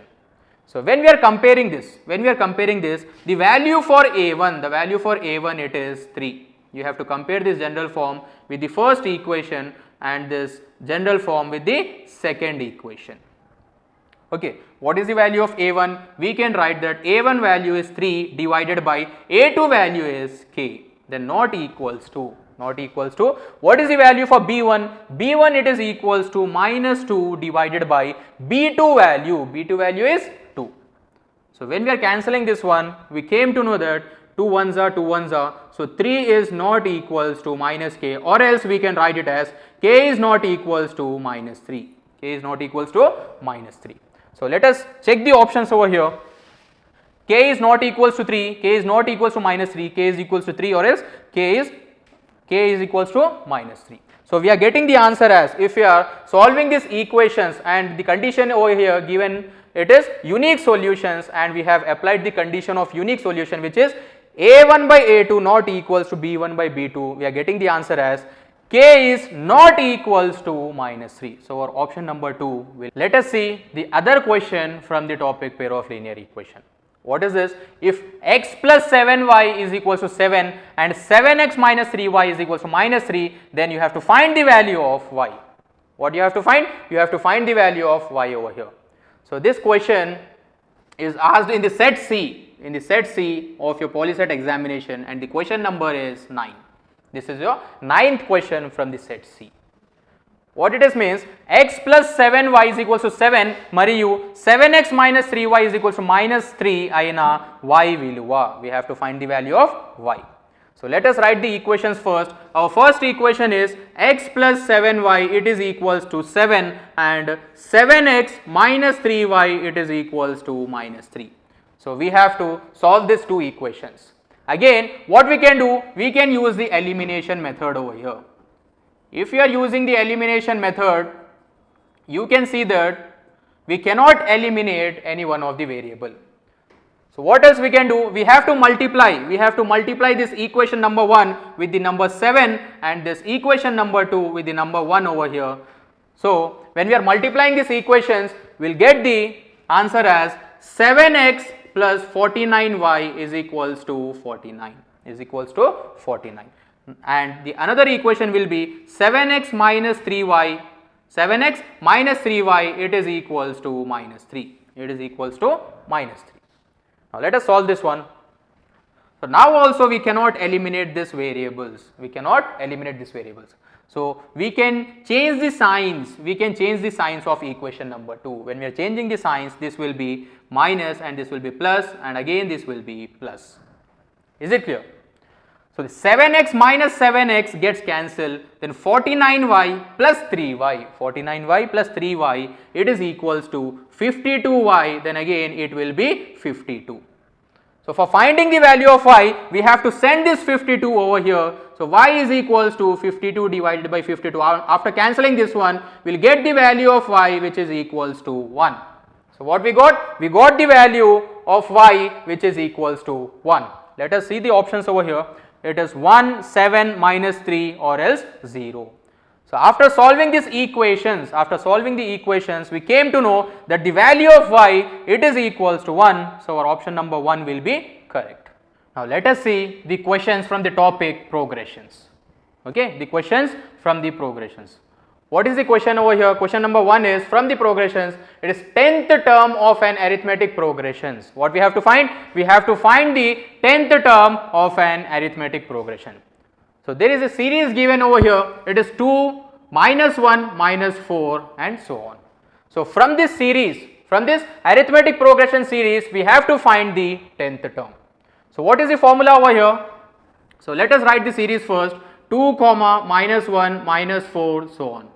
So the first term we can write it as a it is equals to 2, and what is common difference? Common difference. So for common difference, it is denoted by the letter D, and it is equals to a2 minus a1. D is equals to a2 minus a1.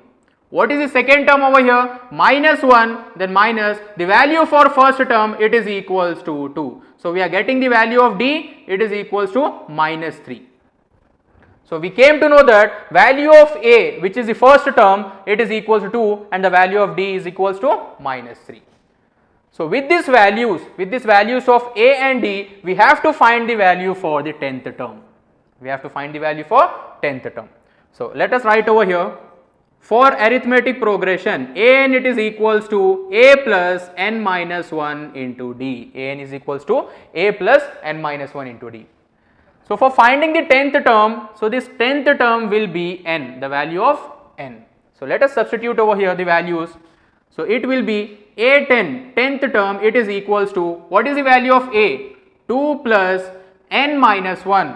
So value of n is 10. So we can write it as 10 minus 1 into d is minus 3. So this will be 2 plus 10 minus 1 will be 9 into minus 3. 9 into minus 3. So then plus 2 plus into minus will be minus, 9 3s are will be 27. So we are getting the answer as 10th term, it is equals to 2 minus 27, it is equals to minus 25. Minus 25. So we are getting the answer for the 10th term of an arithmetic progression is minus 25. So let us see the options over here, minus 21, minus 23, minus 25 or else minus 27. So what he has asked, 2, minus 1, minus 4 ane anke shrediloni padava padamu, means the option number 3 will be correct. It is 10th term, it is equals to minus 25. So this question is asked in the set C, and the question number is 22. Now note on this one. Let us see the next question from the topic progressions. What is the question over here? The sum of the 15 terms of an AP. The sum of the 15 terms, you have to find the sum of the 15 terms of an AP, and the series is given over here 3, 6, 9 and so on. It is 3, 6, 9 so on anu Ankashrediloni Padaidu Padalu Mottam. So this question is asked in the set C, and the question number is 23. Now let us solve this one. We have to find the sum of 15 terms. What is the formula for sum of an AP? It is Sn equals to n by 2 into 2a plus n minus 1 into d. N by 2 into 2a plus n minus 1 into d. So from this series, we can take out the values of a and d. What we can take out? We can take out the values of a and d from this series. So what is this series? 3, 6, 9 and so on. So the first term will be a it is equals to 3, and the d means common difference. What we have to do? We have to subtract this one, a2 minus a1. Okay, a2 minus a1. a2 means the second term and a1 is first term. So A2 it is equals to 6 minus and A1 it is equals to 3. So when we are subtracting this one, we got the value of D, it is equals to 3. Now what we have to do? We have to find the sum of the 15 terms. 15 terms means this will be the value of n. N it is equals to 15. Now let us substitute over here the value of n, a and d in this formula, our formula. What is the formula over here? Sn is equals to n by 2 into 2a plus n minus 1 into d. So we are substituting over here. So this will be S15 equals to 15 divided by 2 into 2 into 3 plus 15 minus 1. The d value is 3. D value is 3. Now let us simplify this one. So we will get the answer as 15 divided by 2. So this will be 6 plus 15 minus 1. It will be 14. 14 into 3 it is equals to 42. It is equals to 42. So now when we are adding this one, 15 divided by 2 into 6 plus 42 will be equals to 48. After cancelling this, 2 1s are 2 2s are 4, 2 4 the 8. So finally 15 into 24. After multiplying that one, after multiplying 24 and 15, we will get the answer as sum of the 15 terms it is equals to 360. We will get the answer as 360. Now let us see the options over here. Option number 1 is 315, 360, 415 or else 460. So after solving this, we came to know that the sum of the 15 terms, the sum of the 15 terms of the arithmetic progression, it is equals to 360. So our option number 2 is correct. Now let us see the next question from the topic progressions over here.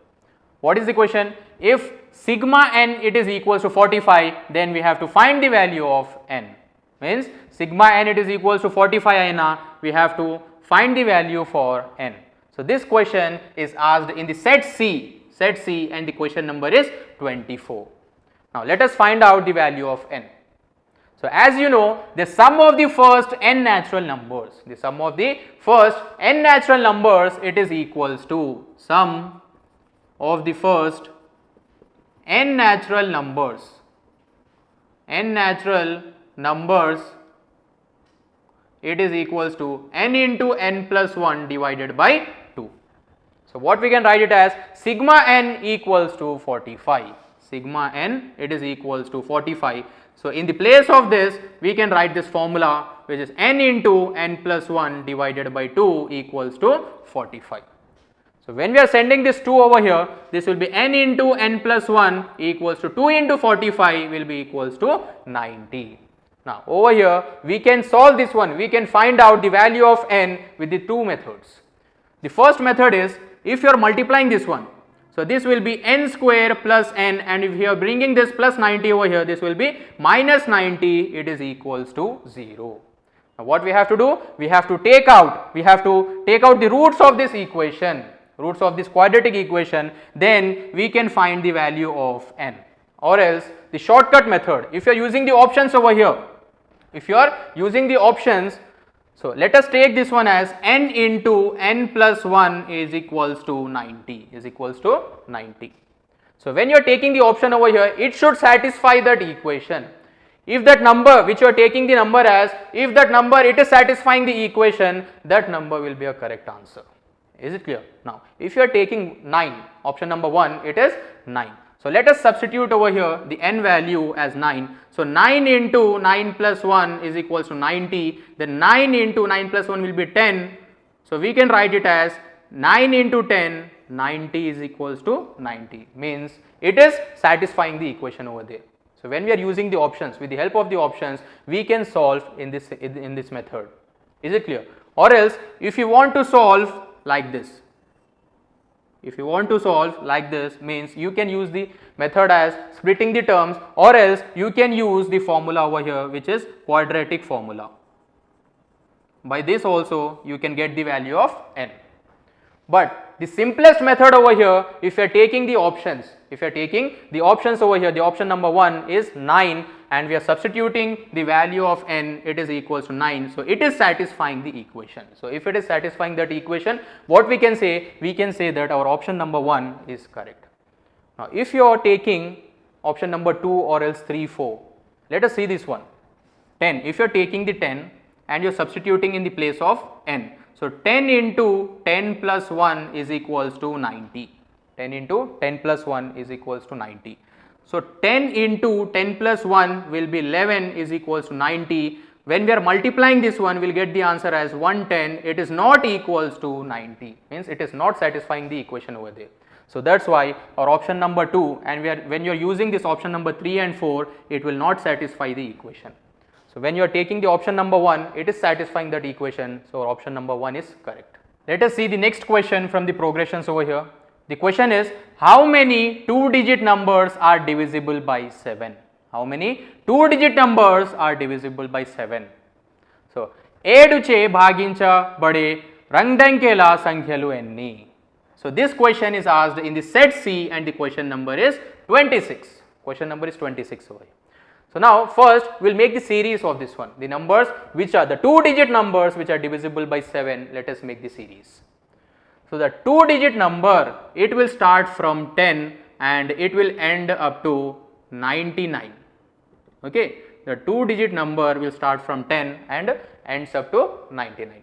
So, what we have to take? We have to take the 2-digit number which are divisible by 7, which are divisible by 7. So, the 2-digit number, the first 2-digit number which is divisible by 7, we can take it as 14. So, 14 is divisible by 7. So, the first 2-digit number we have taken over here as 14. So, after 14, the second 2-digit number, what we can take, which will be divisible by 7, means we can take it as 21. Then after this we can take it as 28, so on. But what will be the last 2-digit number which is divisible by 7? Okay, the last 2-digit number which is divisible by 7. So we can take it as 98, because 98 is completely divisible by 7. So now this will be the series. Our series is 14, 21, 28, so on up to 98. So from this series we have to take out the values of A, D.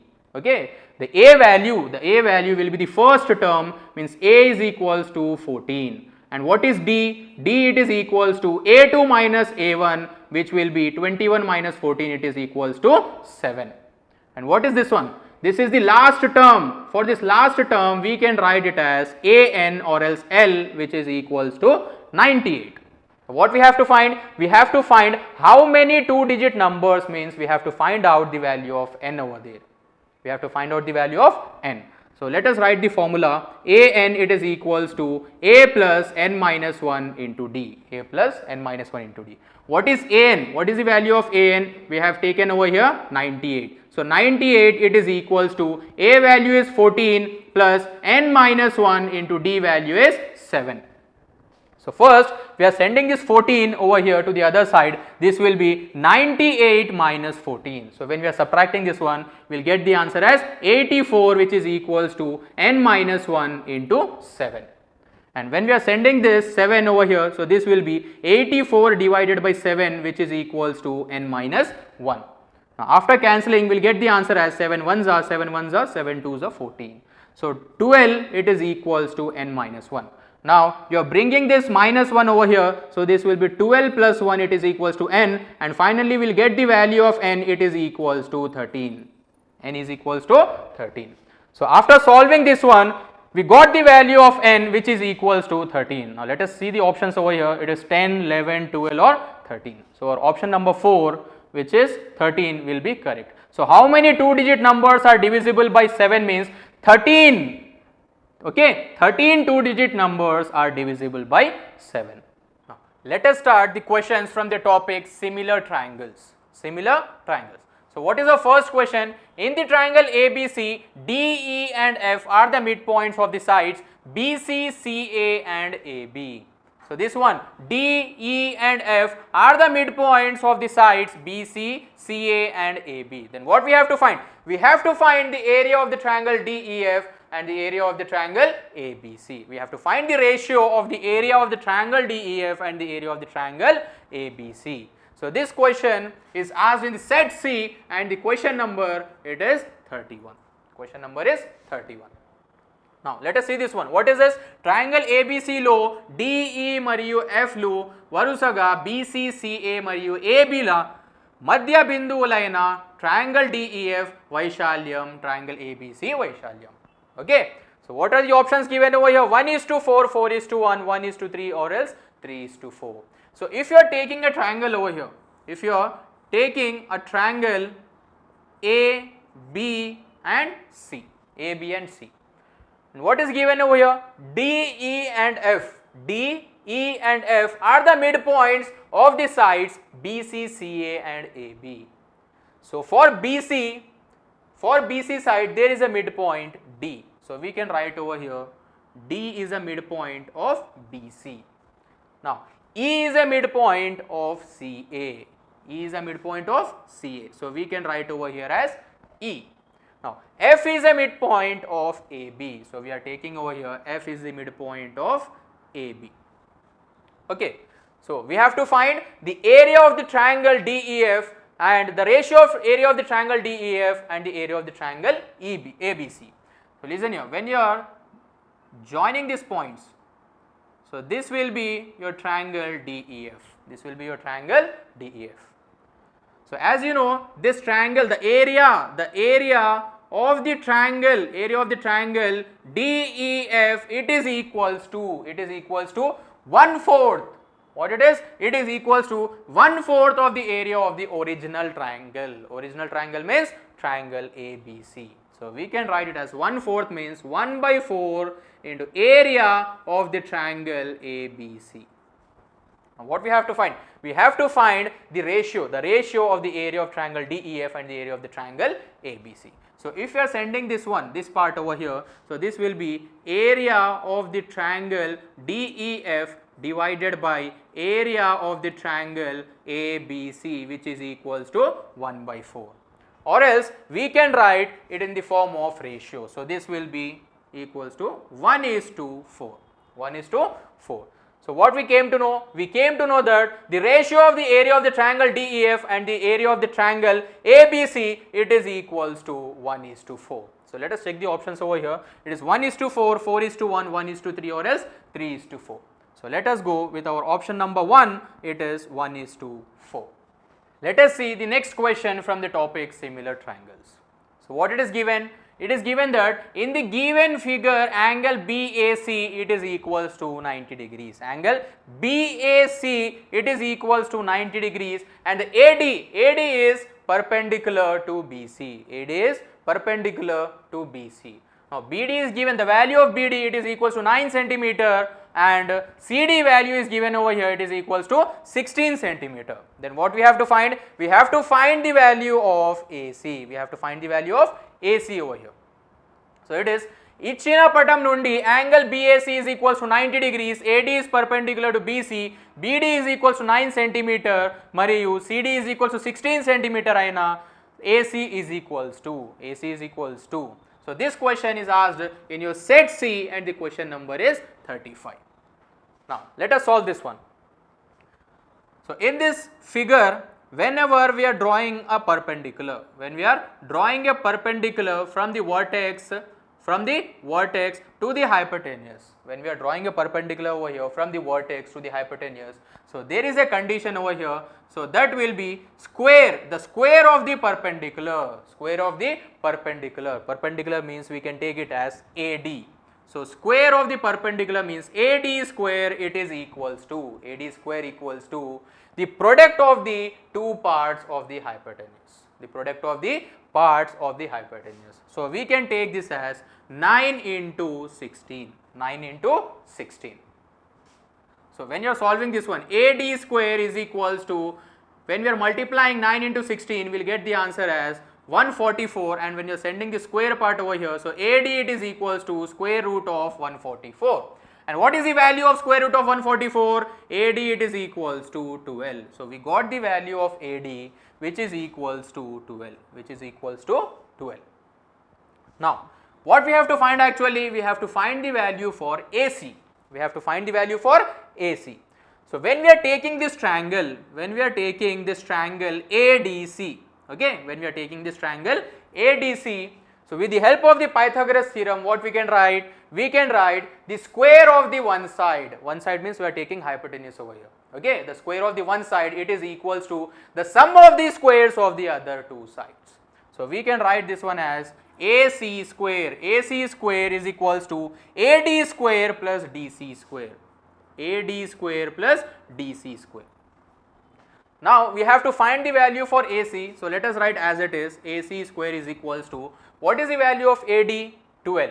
So we can write 12 square plus DC value is 16. So we can write over here 16 square. So AC square equals to 12 square will be 144 plus 16 square will be 256. So AC square is equals to, so when we are adding this one 144 and 256, we will get the answer as 400. Now what we have to find? We have to find the value of AC. So that's why we are sending the square part over there. So this will be AC is equals to square root of 400. What is the value for square root of 400? It is equals to 20. We are getting the value of AC is equals to 20. Now let us see the options over here. It is 10 centimeter, 15, 20 or else 25. So after solving this, we are getting the value of AC which is equals to 20. So let us go with option 3, which is 20 centimeter. Now next question from the similar triangles, it is the base of two similar triangles are 24 centimeter and 18 centimeter. If one side of the first triangle is 8 centimeter, then the corresponding side of the other triangle is, what we have to find? We have to find the corresponding side of the other triangle. So this question is asked in the set C, and the question number, it is 36. So what it is means, రెండు సరూప త్రిభుజాల భూములో పొడవుల 24 centimetre మరియు 18 సెంటీమీటర్లు ఒక త్రిభుజ భుజం 8 centimetre అయిన అనురూప త్రిభుజ భుజం ఎన్ని centimetre? So we have to find the answer over here. So if you are taking a triangle ABC and one more triangle DEF, so it is given that there are two similar triangles. So we are assuming that the triangle ABC and the triangle DEF, it is similar. So the base of the two similar triangles, are 24 centimeter and 18 centimeter. So we are writing over here it is 24 and this one is 18. And after that, if one side of the first triangle, it is equals to 8 centimeter. We are taking the one side of the triangle as 8 centimeter, then we have to find the corresponding side. What we have to find? We have to find the corresponding side of the another triangle. So as you know, if there are two similar triangles, what we can say? We can say that the corresponding sides of these two similar triangles will be in the same ratio. So we can write it as, if you are taking AB as the side, AB side of this triangle, then you have to take the same side of the another triangle. So if you are taking AB, then it will be divided by DE, which is equals to, if you are taking BC part, BC divided by EF. Now let us substitute the values over here. The value of AB is 8 divided by DE, it is equals to, BC value is 24 divided by EF value is 18. Now let us do cross multiplication over here for finding the value of DE. So this will be, if you are cross multiplying over here, so this will be 8 into 18 divided by 24, which is equals to DE, Now when we are cancelling this one, so 6 3s are and 6 4s are, and this one 4 1s are, 4 2s are. So we got the value of DE, which is equals to 2 into 3, it is equals to 6. So DE value, the corresponding side of the another triangle, it is equals to 6. Let us see the options over here. It is given that 8, 6, 4 or 2. So let us go with option 2, which is equals to 6. Let us see our next question from the topic similar triangles. It is, if triangle ABC is similar to triangle PQR and the angles are given over here, angle A is equals to 32 degrees, angle R is equals to 65 degrees, then we have to find the value of angle B. What we have to find? We have to find the value of angle B. So it is triangle ABC is similar to triangle PQR, angle A is equals to 32 degrees and angle R is equals to 65 degrees aina. Angle B, we have to find angle B. So this question is from set C and the question number is 40. Now let us solve this one for finding the value of angle B. So if you are taking two triangles, the first triangle is ABC, a triangle ABC, and the second triangle, if you are taking second triangle which is PQR, so we can write over here PQR. So it is given that triangle ABC is similar to triangle PQR. It is similar to triangle PQR. So when these two triangles are similar to each other, what we can say? We can say that the corresponding angles are equal. So it is given that angle A is equals to 32 degrees. When we are writing over here angle A, it is equals to 32 degrees. Then obviously angle P, it is also 32 degrees. Because just now we have said that corresponding angles, if these two triangles are similar to each other, the corresponding angles are equal. So angle A is equals to angle P. If angle A is equals to 32 degrees, we can take angle P is also 32 degrees. Now similarly, it is given that angle R is equals to 65 degrees. So if you are taking over here angle R as 65 degrees, then the corresponding angle will be angle C. So angle R, it is equals to angle C. So we can write over here angle C as 65 degrees. Now we have to find the value for angle B. So as you know, the sum of the angles in a triangle will be equals to 180 degrees. The sum of the angles in a triangle, it is equals to 180 degrees. So if you are taking this triangle ABC, what are the angles over here? Angle A plus angle B plus angle C, it is equals to 180 degrees. Let us substitute the values over here. The value for angle A is 32 plus we have to find the value of angle B, and the value for angle C is 65. It is equals to 180. So when we are adding this one 32 and 65, so it will be angle B plus 97, it is equals to 180. For finding the value of angle B, we have to send this one plus 97, so it will be 180 minus 97. So we will get the answer as angle B, it is equals to 83 degrees, as 83 degrees.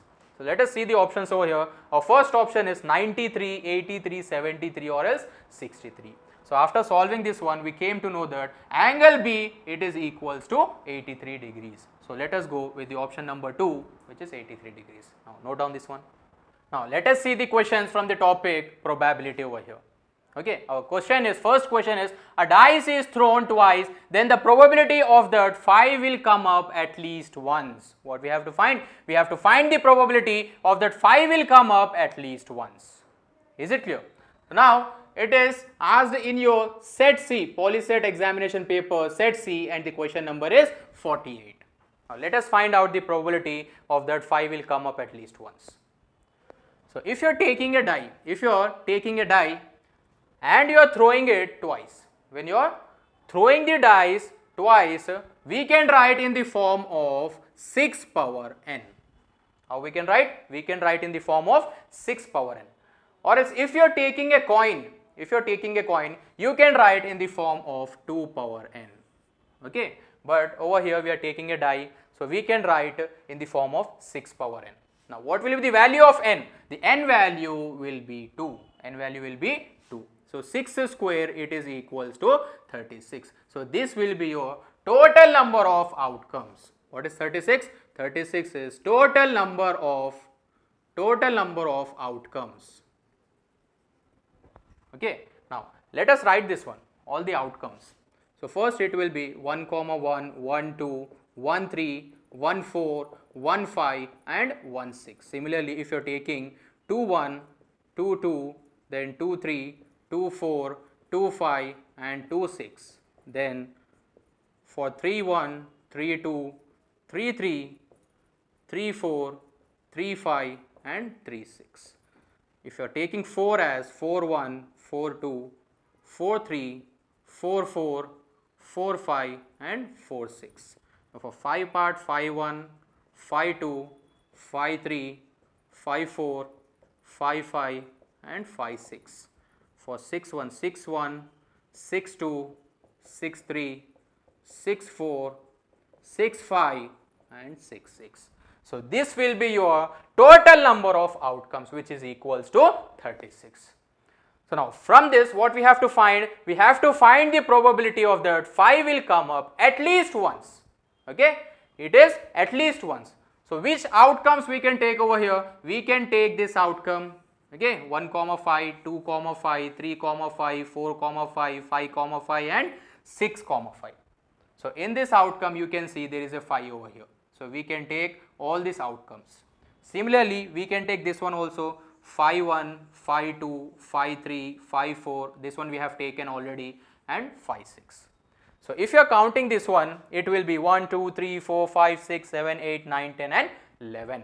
So this 11 outcomes will be your favorable outcomes. What is this? This will be your favorable outcomes. What is the formula for probability? Probability, it is equals to number of favorable outcomes,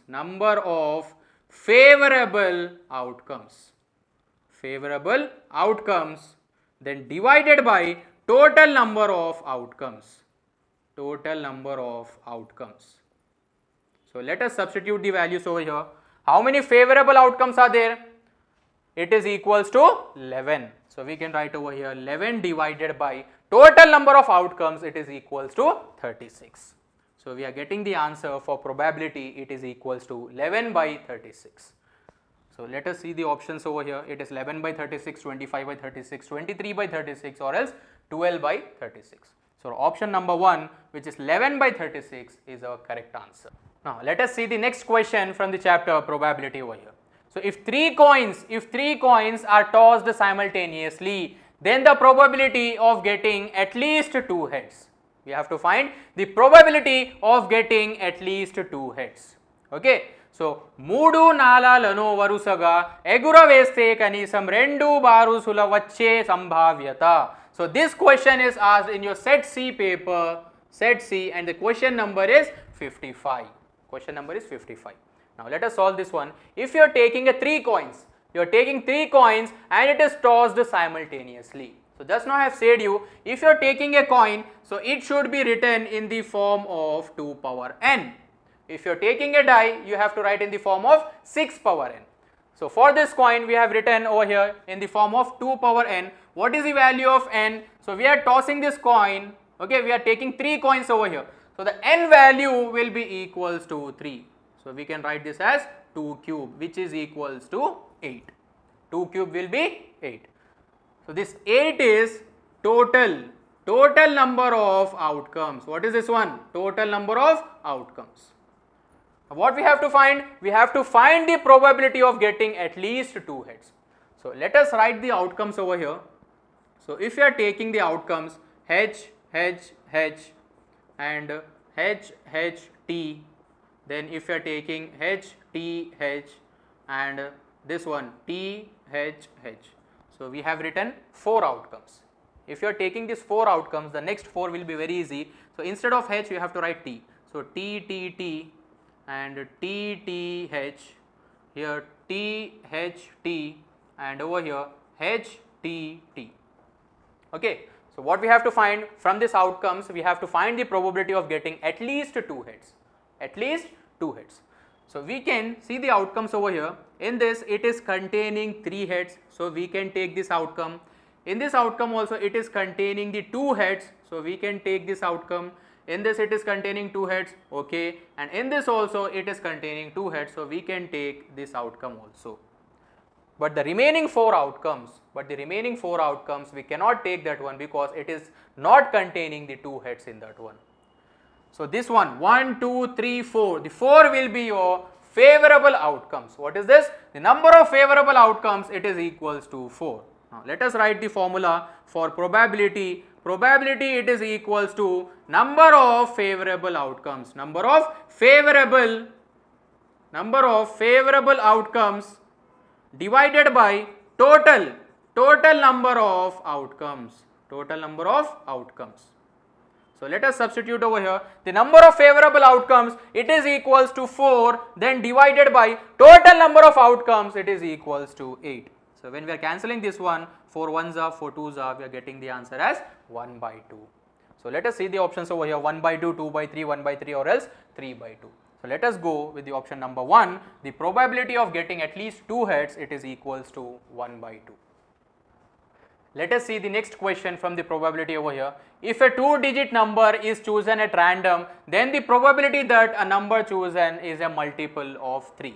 What we have to find? We have to find that the probability that the number chosen is a multiple of 3. So, రెండంకెల సంఖ్యలో ఒక దాన్ని తీసుకుంటే అది 3 యొక్క గుణిజమయ్యే సంభావ్యత. So, this question is asked in your set C and the question number is 58. Question number is 58. So let us solve this one. If a 2-digit number means the 2-digit number will start from 10 and it will ends up at 99. Okay, it will start from 10 and ends up at 99. So what we have to find? We have to find that the probability the number chosen is a multiple of 3. Multiple of 3. So let us take the numbers which are multiple of 3 from 1 to 99. From 1 to 99. So from 1 to 99, how many numbers are there which are multiple of 3 means when we are dividing this 99 with 3, so 3 3s are 9 and again 3 33s are 99. So you are getting the answer as 33. What you are getting? You are getting the answer as 33 over here. So from 1 to 99, the numbers, okay, the numbers which are multiple of 3, it is equals to 33. Now let us find out the numbers from 1 to 10 because we have to subtract this one, because we have to subtract the 1 to 10 numbers which are multiple of 3. So when we are finding this, when we are dividing this one, so we will get the answer as 3 3s are 9, okay, 3 3s are 9. So we can say that the remainder over here is 1, so we have to take this number. So we can say that from 1 to 10 there will be 3 numbers which are multiple of 3, So what we have to do now, from 1 to 99 we are getting the 33 numbers which are multiple of 3, and from 1 to 10 we are getting 3 numbers which are multiple of 3. So what we have to take? The numbers we have to take from 10 to 99, So when we are subtracting this one, we will get the answer as 30. We are getting the answer as 30. So the 2-digit numbers which are multiple of 3, it is equals to 30. It is equals to 30. Now let us find out the total outcomes over here from 10 to 99. How many numbers are there? From 10 to 99, how many numbers are there? So you can see easily over here, if you are taking this one from 10 to 99, so there will be 90 numbers. Is it clear? So what is the formula for probability over here? Probability it is equals to, in the numerator part, what we have to write? We have to write the number of favorable outcomes. Number of favorable outcomes means we are getting over here 30. So we can write it as 30 divided by, in the denominator part we have to write the total number of outcomes. So total number of outcomes, it is equals to 90. So we are writing over here 90. So 31s are and 33s are. After cancelling, we have got the answer as 1 by 3. So let us check the options over here. It is 1 by 2, 1 by 3, 1 by 4 or else 1 by 5. So our option number 2, the probability which is equals to 1 by 3 will be our correct answer. Now let us see the last question from the chapter probability. It is very simple. So P of x plus P of not x, it is equals to, okay, P of x plus P of not x, it is equals to, or else we can write it as P of E. P of E means any event. If you are writing like this, P of E plus P of not E, it is equals to. So this question is from set C and the question number is 59. So what will be the answer? It is very simple. P of E plus P of not E, it is equals to 1, or else you are taking over here P of x plus P of not x, it is equals to, means our option number 3 will be correct. Our option number 3 is 1 will be correct. So with this, we have completed all the solutions of the mathematics from your POLYCET examination. After this, you are going to see the solutions for the physics and the chemistry part. So what you have to do, after completing this video, you have to subscribe to our YouTube channel SAIMEDHA ESET and press the bell icon. Or else you can do one thing also, you can download the app which is available in the Play Store. Okay, SAIMEDHA.in, you have to download this app. After pressing the bell icon, you will get the notifications regarding the tuitions. Okay, tuitions of the diploma first year, second year, or else the third year, or else any about the entrance examinations. If you want to be a topper, one of the topper in the state, do visit us. Our institute is in Koti, Hyderabad, or else you may contact the below given number. Thank you very much.